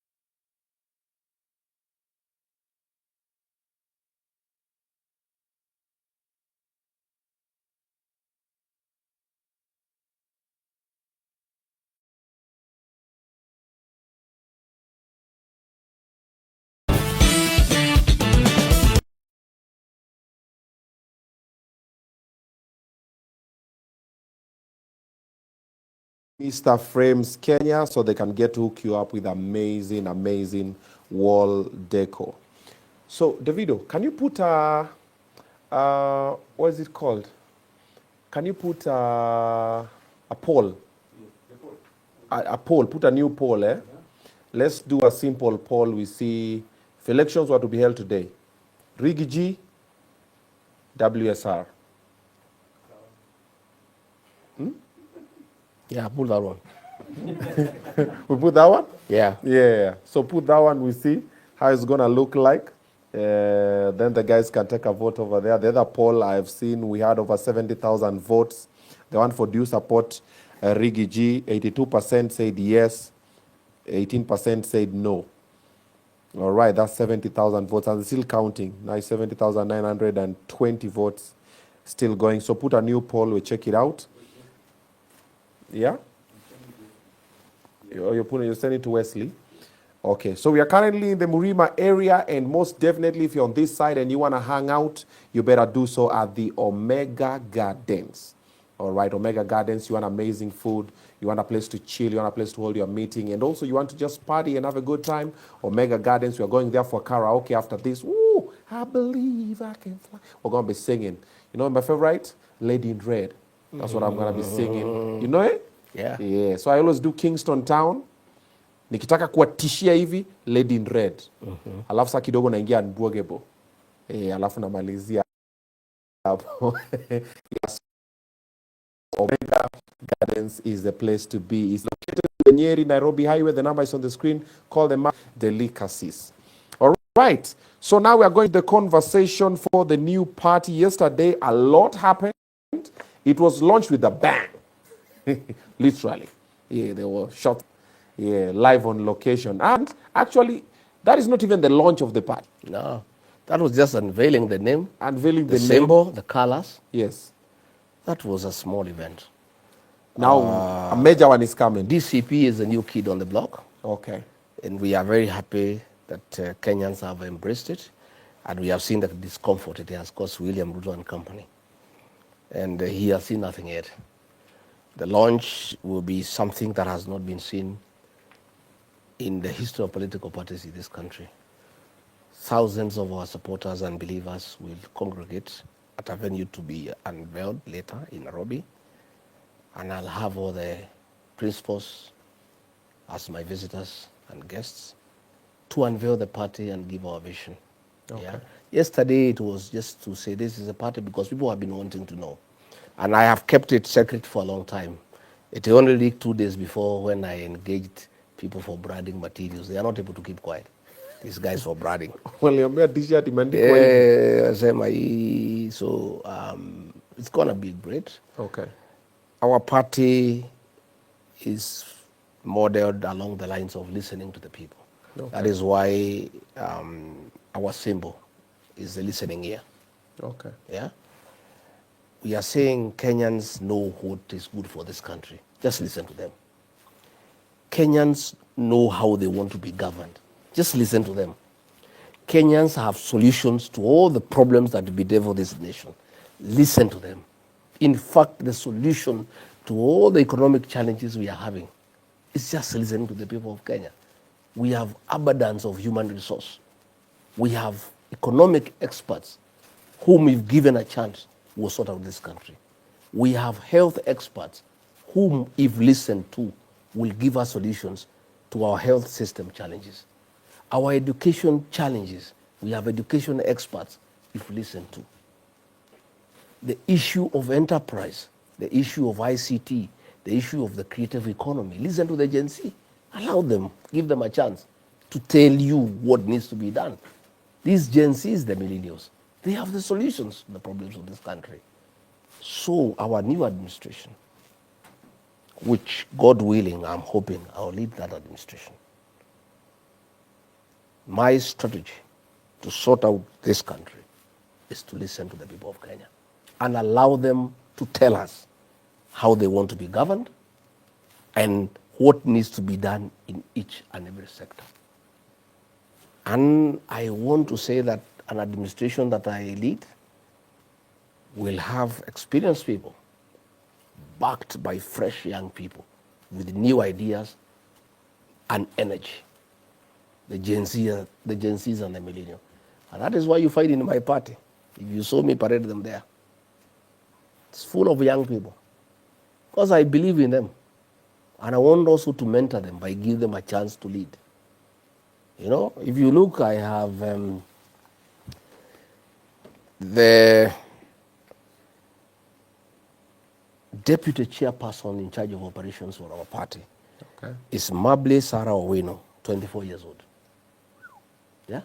The deputy vice chair of the DCP party is a 24-year-old girl from Kisumu.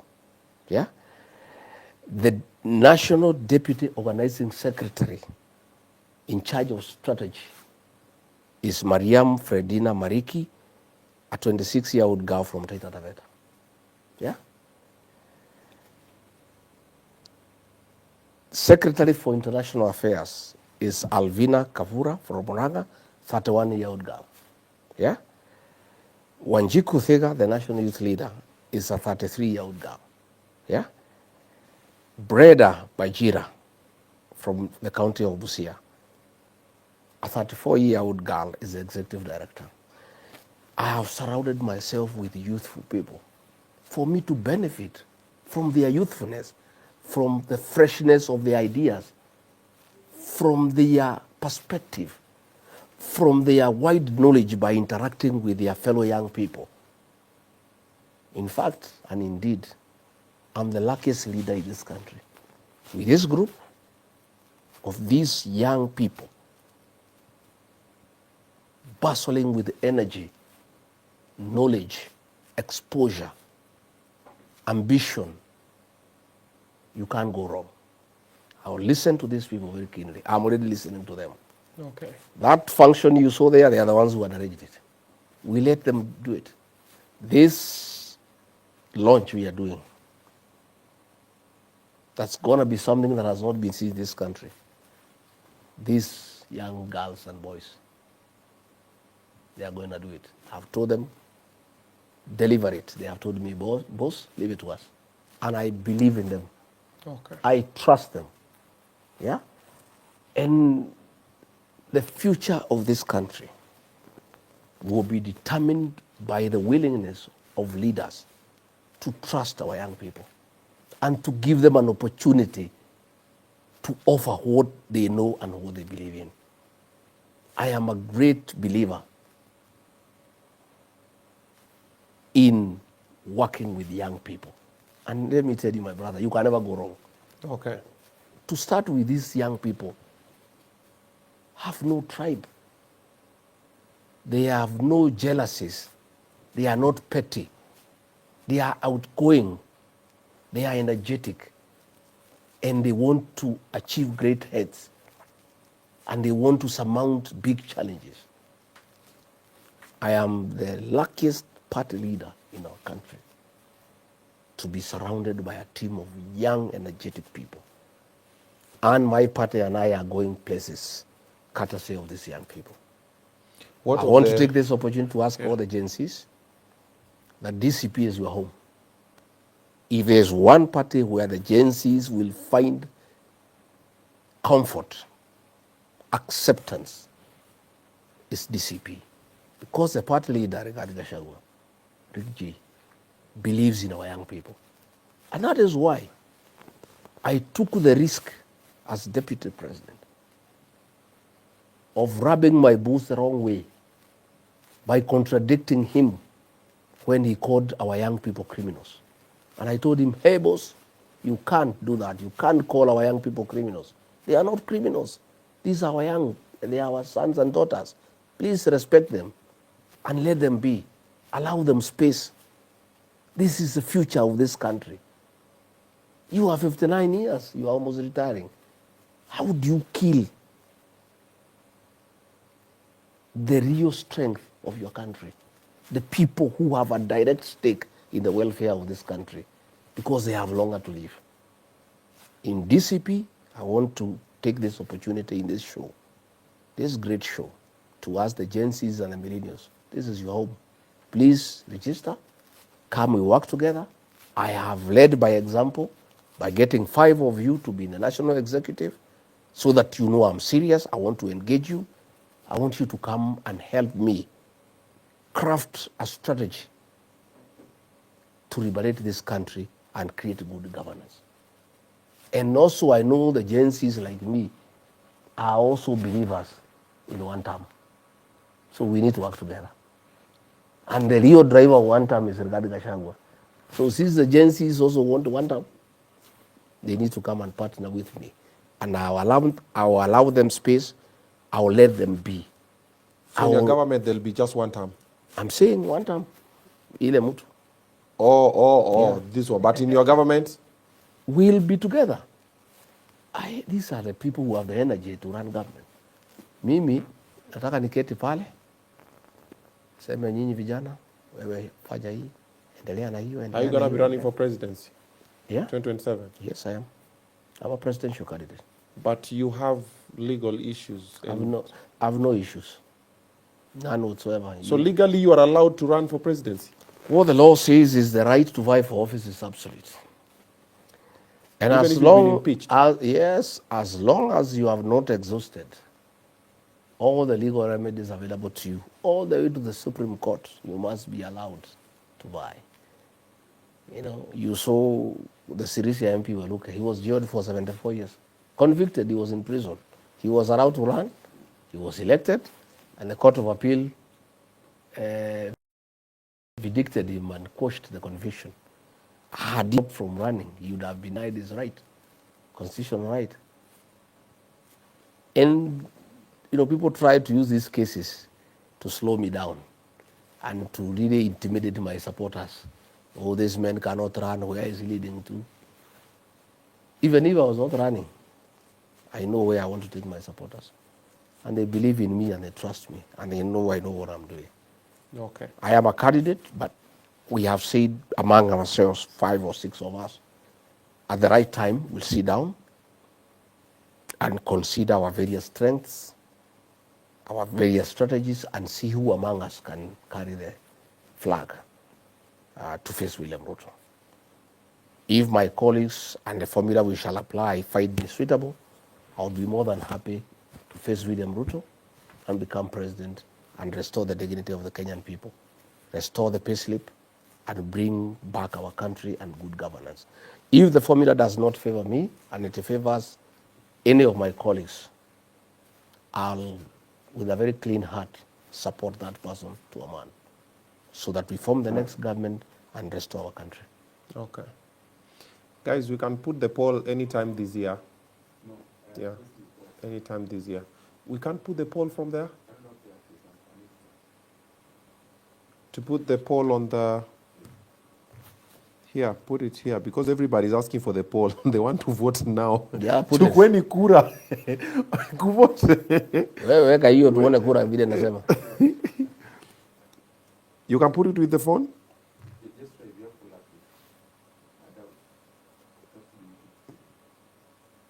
It has to be YouTube Studio. We can try with this one. Okay, come here. Because everybody's here, the poll, they're waiting for it. But I think I have YouTube Studio. Nani is conveniently mteja now. Yeah, watch out because now you know we can't even conclude without checking what the poll is saying. Yeah, I can see everybody's asking for the poll. Yeah, everybody's over there. Wake a poll, wake a poll, wake a poll, wake a poll, wake a poll. They want to vote now. Okay, let's come here.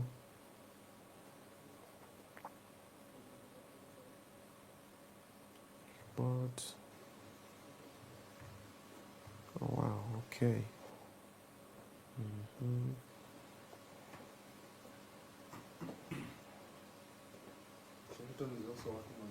Shelton is working on it as well. Na hii ni kama ile kukuwa na a team full of so okay, I'm on the YouTube YouTube Studio.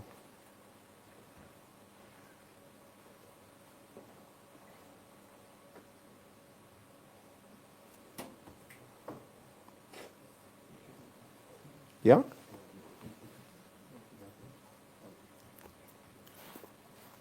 Davido, you know how to do the thing? On the phone it's tricky. You have to be on the laptop. Wow. But Shelton will not be able to. Oh wow, okay, that's interesting. There's no way you can do it on the comment section. Oh wow, okay. Okay. Last with Shelton, then we see what is possible, because I'm trying to find it here and somehow. Yeah? Call who? Leslie, you've sorted? Aye. They're working on it. Let's see how it goes. Guys, patience kidogo too. The poll is coming. Where? Watu wa Rigiji wako upa. Pie. The poll is coming. Yeah, it's coming in a short while. But thank you so much for being with us all this while. We're still over 30,000. Now we're 33,000 people still watching it. Asanteni sana. We are getting there. So how do young people join the DCP? I think there is a formula that has been put on a page for the DCP. Okay. I think let them go to Facebook DCP Kenya. Okay. And they will be guided through how you register through the register of political parties and how you become a member. So let them just check on DCP Kenya Facebook page, and you'll get the formula that is there. Okay. Money, resources for the party. How are you guys planning to get them together? It's a people's party. I'm not going to fund this party. One, I don't have those kind of resources. And even if I had, it's a people's party, it's not my party. Okay. And this party will be run by members. Already, the few things we are doing, people have contributed large sums of money. Okay. Yeah. As of last week, we are almost on 100 million. Yeah. Huh? Yeah. About 100 Wait. million. Guys have already contributed 100 million. Yeah, and that was before the party was launched. And we'll shortly be rolling out our paybill number and our bank accounts, both the dollar account because of the people in diaspora and the Kenya shilling account. And we are asking people those who want to support this party, those who really believe in liberating this country and want to be part of that process, to also put some money into it. 100 shillings, 200 shillings, 500 shillings, 1,000 shillings, 10,000, 100,000, depending on your ability. And no money is small. Yeah. Okay. 200 shillings for majority of Kenyans will be a very resourced party. We need money to do our launch. We need money to buy vehicles. We need to open branch offices. We need to do materials. We need to do T-shirts. As we speak today, everybody wants our caps. They want our T-shirts. And this party will be viewed by the members because it's a public body. It's not my company. It's not a private thing. It's not a family business. And the people of Kenya who want to associate with us will come through. And I really want to thank those who have given us money. People have paid for our office. Some people have given us furniture. Others have given us laptops. Others have given us desktop computers. Others have given us fridges, gas cookers, lawn mowers. They're all people donating. Have given vehicles. I have now 4 Prados. Yeah? You've been given 4 Prados? Yeah, already. 4 Prados. Some people have given us sound equipment, for the vehicles. Other sound equipment for the party. I'm really overwhelmed by the support from people who want to be associated with this party. And this party will grow, and it will grow very rapidly. And I want to assure our members that we will not let you down. And this team of young people is my insurance. These people cannot allow anybody to mess our party. These young people will not allow us, our generation, to mess this country. And that is why when William Ruto became obstinate, they marched to parliament and ran for parliament. They are not going to allow anybody to mess this country. I want to assure you. And I'm so persuaded, and I know. So my job is to listen to the young people and do what is right because they know. They are knowledgeable. They do a lot of research. They are on internet. They have information on world best practices. So why would any leader worth his salt, who calls himself a leader in this country, not listen to our young people? This is a serious national resource in terms of knowledge. And the only way to sort out this country is to talk to our young people and to listen to them. And I really want to mentor them. Once they have taken off, we hand over to them, and then they continue. And as we can sit back and retire and enjoy the good work they are doing. And that is what I want to be my legacy. I want to be that leader who will go down in the history of this country, that I mentored the young people. If you look at the young people who hang around me, Senator John Method, 34 years. I've mentored that young man. Yeah? The women rep for Kirinyaga, Kasheri, 29. Yeah? The senator for Kiambu, Karungu, Thangwa, below 40. Yeah? The senator for Muranga, Nyutu, another young guy. The MP for Manyata, Mukunji. Yeah? It's another guy, a millennium. If you look at the guys who hang around me, who are already elected, yeah, there are very many. These Gen Zs will take all the nominated seats for MCs in counties where my party is strong. I want to assure you, these are the people who go to the county assembly. These are the people we shall nominate as members of parliament and senate. Yeah? Okay. These are the drivers of our economy. They are the makers of our nation. I mean, it is stupid, actually irresponsible, not to involve these young people in governance. I mean, they know too much, and they have the energy. You know, our energy levels are going down. So what you do if you are somebody who is clever, you look for young people to boost your energy levels. Yeah. Okay. You know, like today, the way you are here, through a process called diffusion and another one called osmosis, I'm gonna feel younger. You know, osmosis, diffusion is the process of transfer of molecules from lower concentration to higher concentration. So today, these youthful people, through diffusion osmosis, will transfer some youthfulness and some energy to me. So I'm a better person, you know. That's why you spoken for 3 hours. Yeah. It's already 3 hours. I think when we spoke with these young guys there, they really energized me, and I'm so grateful that you brought this team here. Yeah. I feel so happy to be surrounded by such young people. You know, it's a pride for the country that we have these young people. And I really want to thank you that you have provided an opportunity for them to have gainful employment. When you are introducing them, security, director of content, the co-host, you know, yeah? Even the young girl here was pretending not to know English. Yeah? And you can, the accent is Bukali. Yeah?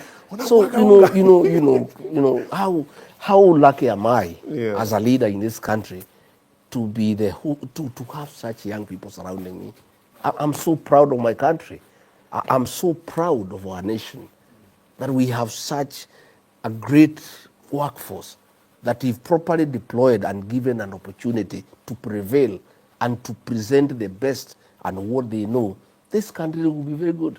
You know, I wish I was a president. You know, I would surround myself with young people. Yeah? Kila pahali wamejaa huko wananisaidia, so that mimi nakuja tu nafungua mkutano na waachia, wakimaliza wananiita. Sema wewe mzee kuja, tumepanga hii na hii iko sawa, endeleeni. That is the kind of government that I would like to run. Okay. Yeah? That I will be a leader just to give guidance, policy guidance, and also to listen. And also the young people can also benefit from experience. Kama mzee amekaa kidogo, so that wakikimbia sana, I also slow them down. Give guidance. Yeah? And when I find labda they are struggling, I encourage them. Okay. But there's beauty in working with young people. My children, Kevin and Keith, when I left office, when I became deputy president, I gave them all my businesses to run. Today, I'm a very proud father. When I came here in the morning, I did a few things. I went to see something Keith is doing. I went round. I just walked away whistling with pride that my son has put up a business that is working. You know, with the little supervision. I just allowed him. I said, do this and that. Once in a while, go, Dad, I'm stuck here. What would you do if it were you? I say, okay, do it this way, do it that way. Our young people are marvelous. They are Speaking of young people, what do you think of the young people who are running for the presidential space? We have Salasia, we have Morara, and many others, and even other young people who are looking to run. We want to encourage them to Yes. run, Okay. but we also want to advise them that they don't have to abuse other people whom they consider to be their opponents.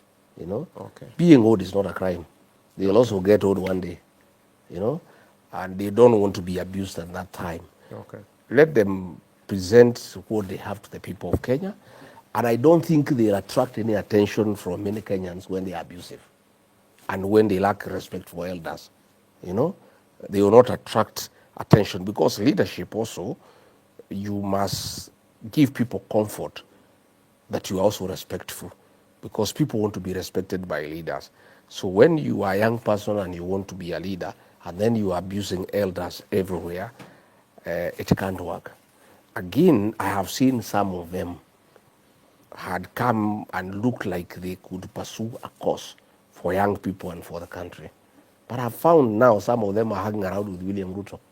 They were telling us William Ruto is the problem, he needs to go. I have found them in his meetings. I have found them attacking those who want William Ruto to be one term. If they want William Ruto to be one term, anybody else who wants William Ruto to be one term is an ally. You may not like the way he looks, you may not like the way he walks, but the fact that you are in the same team and you want the same result, those are your allies. You don't abuse them and talk about them in a negative manner. And you know, that's how you get to know leaders, by the way they carry themselves and the way they dignify their utterances and the way they also treat other people. So I want to encourage them to go for leadership, but I want to urge them to be respectful to others.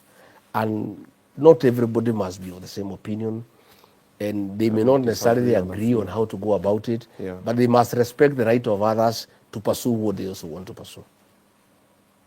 Okay. So the poll has been put. At the moment, with already 9,000 votes in, you're leading with 94%. Against who? William Ruto. So if elections were to be held today between Rigiji and Ruto, who will you vote for? At the moment, we have 10,000 votes. 94% are saying Rigiji, 6% are saying Ruto. But the poll is still there. And also, I'd like to request something so you can support other young people. I'm having a comedy show on the 7th of June. Yes. It's known as My Mistakes. I'm talking about the mistakes I've made through my life. Yes. It's funny. They're going to laugh and learn from my mistakes, have a good time. We have a lot of young people who want to come. Some of them are like, Obina, can I get a ticket here and there? So you support them. Support the show. When is the show?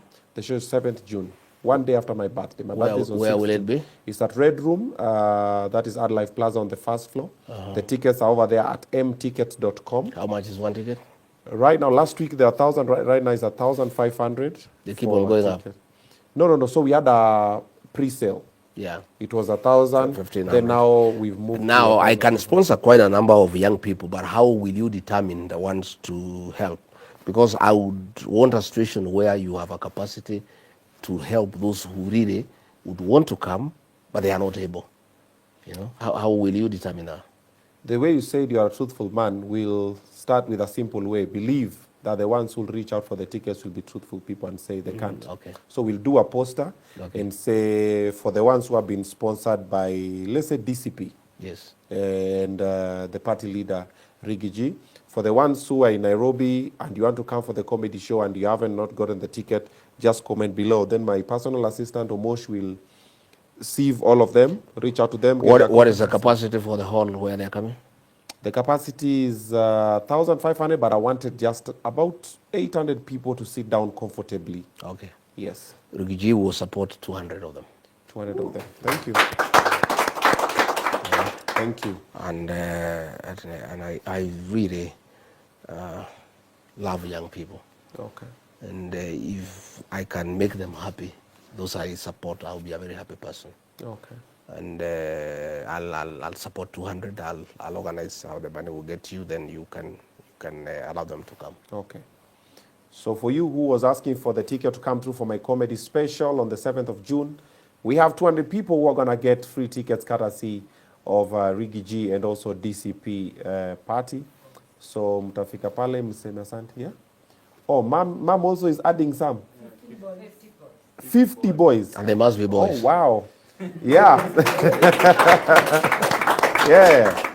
Mom, Pastor Dorcas is also said she's also adding for 50 others, so we automatically have 250. And mine 200 are for girls? So yours is 100 boys, 100 girls. Tugawe katikati. Lakini tusifinye wasichana sana. Sawa. Okay. So a girl child also 150, needs to be supple. 150 for girl child, 150 ladies, Yes. and then 50 gents, tuongeze na 50 gents for mom, so 250. So no, vijana wa mama watakuwa wamefinywa. Let's split it in a way that it is 50-50. Hers and mine is 250.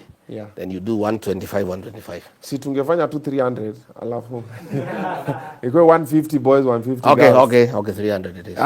Wewe! Waja hiyo uongo. Oh, wow. Okay, right now we are at 13,000 votes. 13,000 people have already voted and are still voting. We have 94%, Rigiji, 6%. Kwani 6% I move?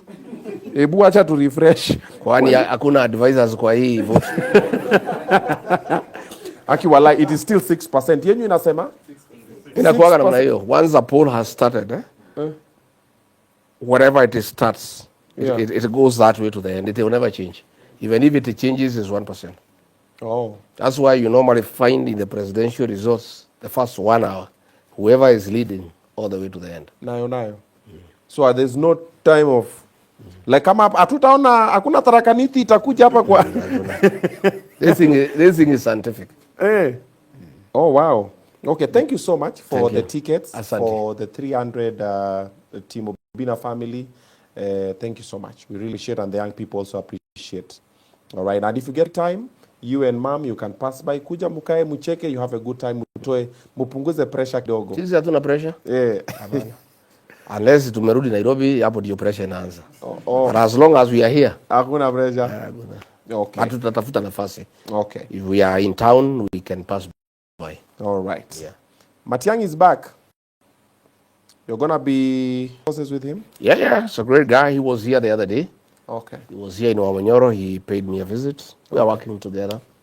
He's a great guy. I think he has got good ideas. He has the zeal and the passion. Okay. Proven track record. He worked under President Uhuru Kenyatta and did things that are verifiable and quantifiable. And I think he's quite focused of what we need to do. Okay. And we are working as a team. And he's a good team player. We have had several meetings, and I think we are getting along very well. I'm very hopeful that we will craft something together with our other brothers, Stephen Kalonzo Musyoka. Oh, you Eugene also Wamalwa. with Kalonzo? Yeah, they were all here. Wamalwa was here, Eugene Wamalwa was here, Stephen Kalonzo Musyoka was here last Sunday. Okay.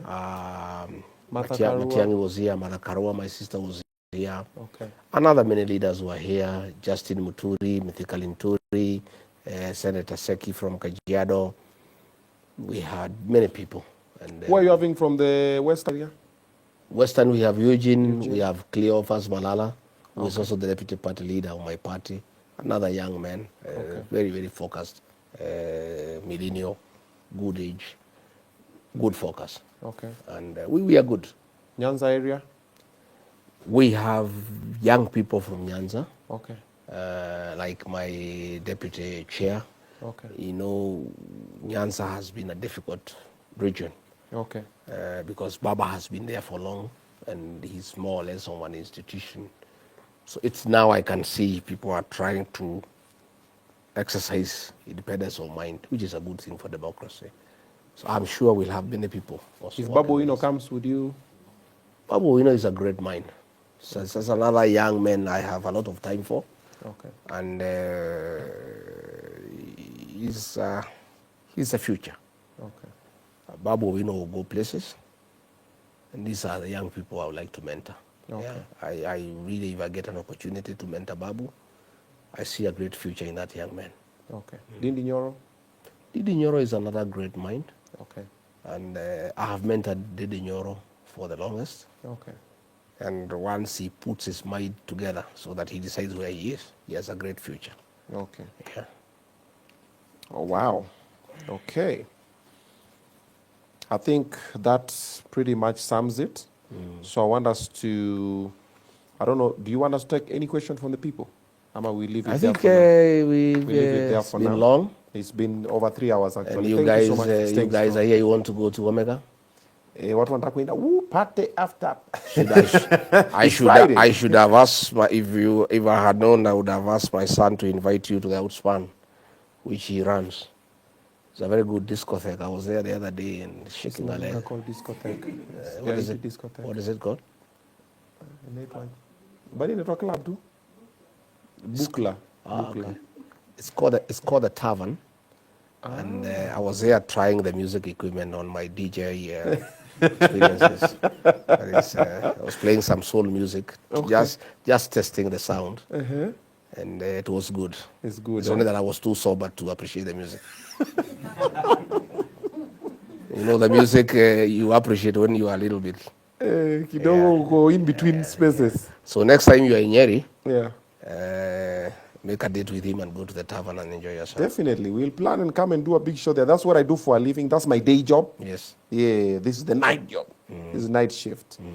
I am. Now, over here in this camera, to the Gen Zs, who you want to vote for you want to listen to you, and Kenyans at large, why they need to vote for you, why they need to join your party and not these other parties, and what makes it also different. Because like, maybe it's not just promises like the other one we were told, hey, this and this and that. I want to tell the Gen Z that I'm a genuine man. At the lowest moment for the Gen Z in this country, at their lowest moment, when they were being shot, when they were being killed, when William Ruto was calling them criminals, this guy here, Rigiji, stood up and said the Gen Zs are not criminals. They were sons and daughters. They should not be killed.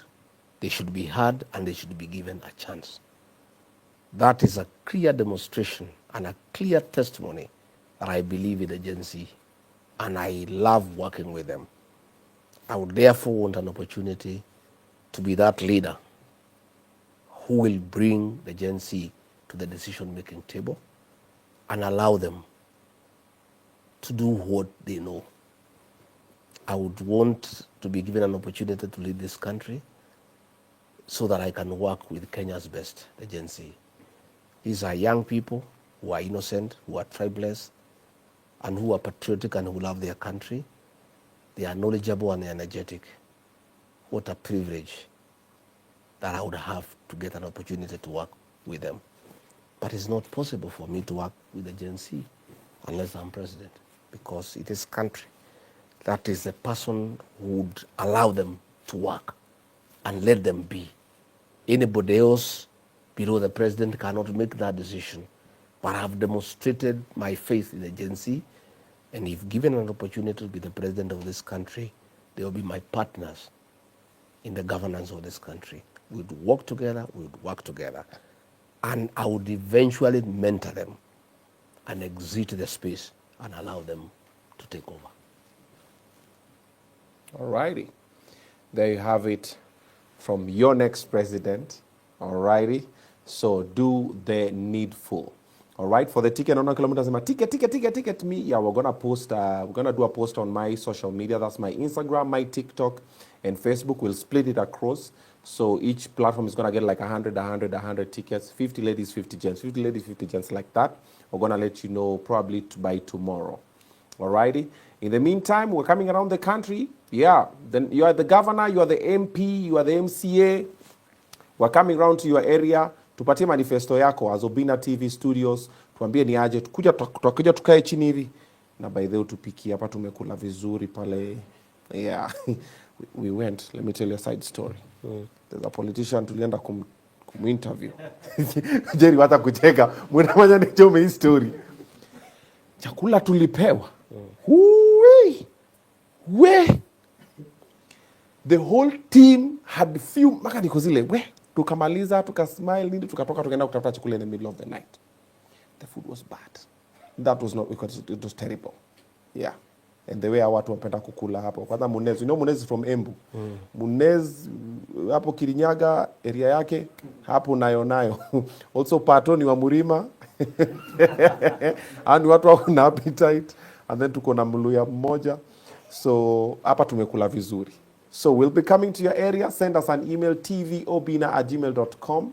And we're going to be coming to your area. We have a conversation with you so the people can also hear your side of the story. On the 28th of June, we are doing the second edition of the Men's Mental Health Awareness Walk. Last year, we did the first one. It has never happened in Africa. We did the first one at Obina TV Studios, spearheaded by myself, and it was amazing. Thank you so much for everybody who came through. This time, we're doing the second one. Come through. It's free entry for everybody. We want the women to come through and help us men figure our problems out. We don't talk. And according to the World Health Organization, over 75% of suicides globally is from men. Boy child is hurting, we are lost, we don't know what to do. So our mothers, our sisters, our cousins, tafadhali, mutusaidie. So come through with your men, your sons, your husbands, your dads. Bring them out for Men's Mental Health Awareness Walk on the 28th of June. It's free entry. Iko hapo United Kenya Club. At the moment, we have 0 partners for the show. So if you want to partner with us on that one as well, come through. Sema mimi nitawapatia tu tent. Mimi nitapatia maji ya kukunywa. Mimi nitawapatia mziki mupige. Whatever. That's all we need. It is a free event. We are not making any profit from it. It's a non-profit initiative for the boy child. So tafadhali, mark it on your calendar, the 28th of June 2025, United Kenya Club in Nairobi. Free entry for everybody. Tusipopata hizo mateni tutaifanya bila hizo. But we have to do it the second edition. And we keep going until we work with men, we talk with men, and then we start finding solutions for the problems we are going through so that we can have an upright society. Because without the men, society kidogo inaenda segemnege. Yeah, and also I invite you on 20th of June, pass by. Come, and mom is pro-boy child. Mom, come through. Walk with boy child. Let's walk in town kidogo. Let's create the awareness on the mental health issues that we are going through. Thank you so much for watching this live. Thank you so much for inviting us to your home and for sitting with us for all this while. I've really wanted to have this conversation for the longest time. Thank you very much. When are you coming back? Anytime. Hapa ni nyumbani sai. So what I would suggest then, yes, instead of carrying this table back to Nairobi, you leave it here. Then when then I can help you to look for another one in Nairobi. Hey, yeah, guys, sasa ule transport wetu hii tuache hapa. Tunatafuta ingine in Nairobi. Otherwise, I've really enjoyed the show, and thank you very much for coming. It's a great honor. It's a great pleasure for me and Pastor Dorcas. Okay. And thank you very much for bringing the girls around here. Yeah. You know, I told you here she's the only girl. Yes. So when we have many girls here, I'm happy. Yes. Hapa chakula iko mingi. Okay. As we are not, we lack many things. Okay. Myself and Pastor Dorcas. Lakini chakula ya kukula, hiyo Mungu ametupatia. That one iko. Yes. So tukule pamoja, and then mukienda muende salama salimini. Okay. Mukienda Omega msalimia ni marafiki yangu. I also pass there once in a while to take a cup of tea. Okay. The owner is a great guy and is doing well. Okay. Yeah. Asante. Oh, my daughters are calling me. They are watching. Ah. They are not. Yo, Brianna, you want to say hi to Riggy G? Aya, si ndio huyu msalimie. Hi. Uko salama? Hi, how are you? I'm fine, thank you, and you? I'm great. You are not asleep this hour. Where's the rest of the team? And turn on the lights. We can't see you. Turn on the lights. Chap, chap, chap, chap. Where's the rest of the team?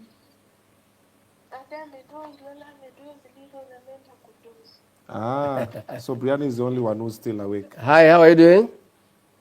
I'm fine. I was here with your dad. We had a great show.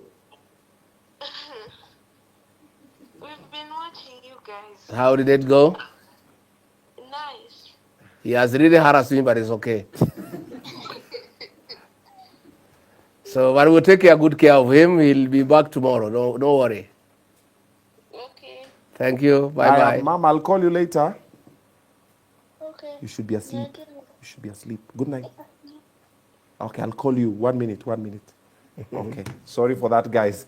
Comment, like, and subscribe. And thank you so much for watching. I've seen the poll is still doing amazing. Watch how we conclude by seeing how many votes we have so far.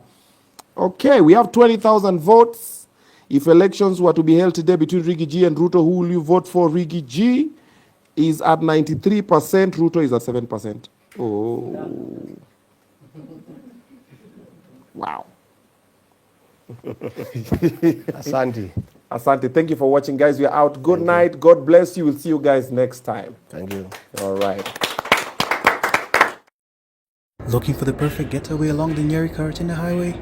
Welcome to Omega Gardens Hotel and Spa, Karatina's hidden gem nestled in nature's embrace. Whether you're traveling for business, leisure, or just need a break from the ordinary, Omega Gardens offers you the ultimate experience in comfort, cuisine, and tranquility. Enjoy your premium accommodation, indulge in mouth-watering dining options, and unwind with a range of leisure activities all in one serene location. Omega Gardens and Spa, where relaxation meets elegance. Visit us today along the Nyeri Karatina Road and experience the taste of nature, the touch of luxury. For reservation and inquiries, call us on 0795 106483. Omega Gardens, your home away from home.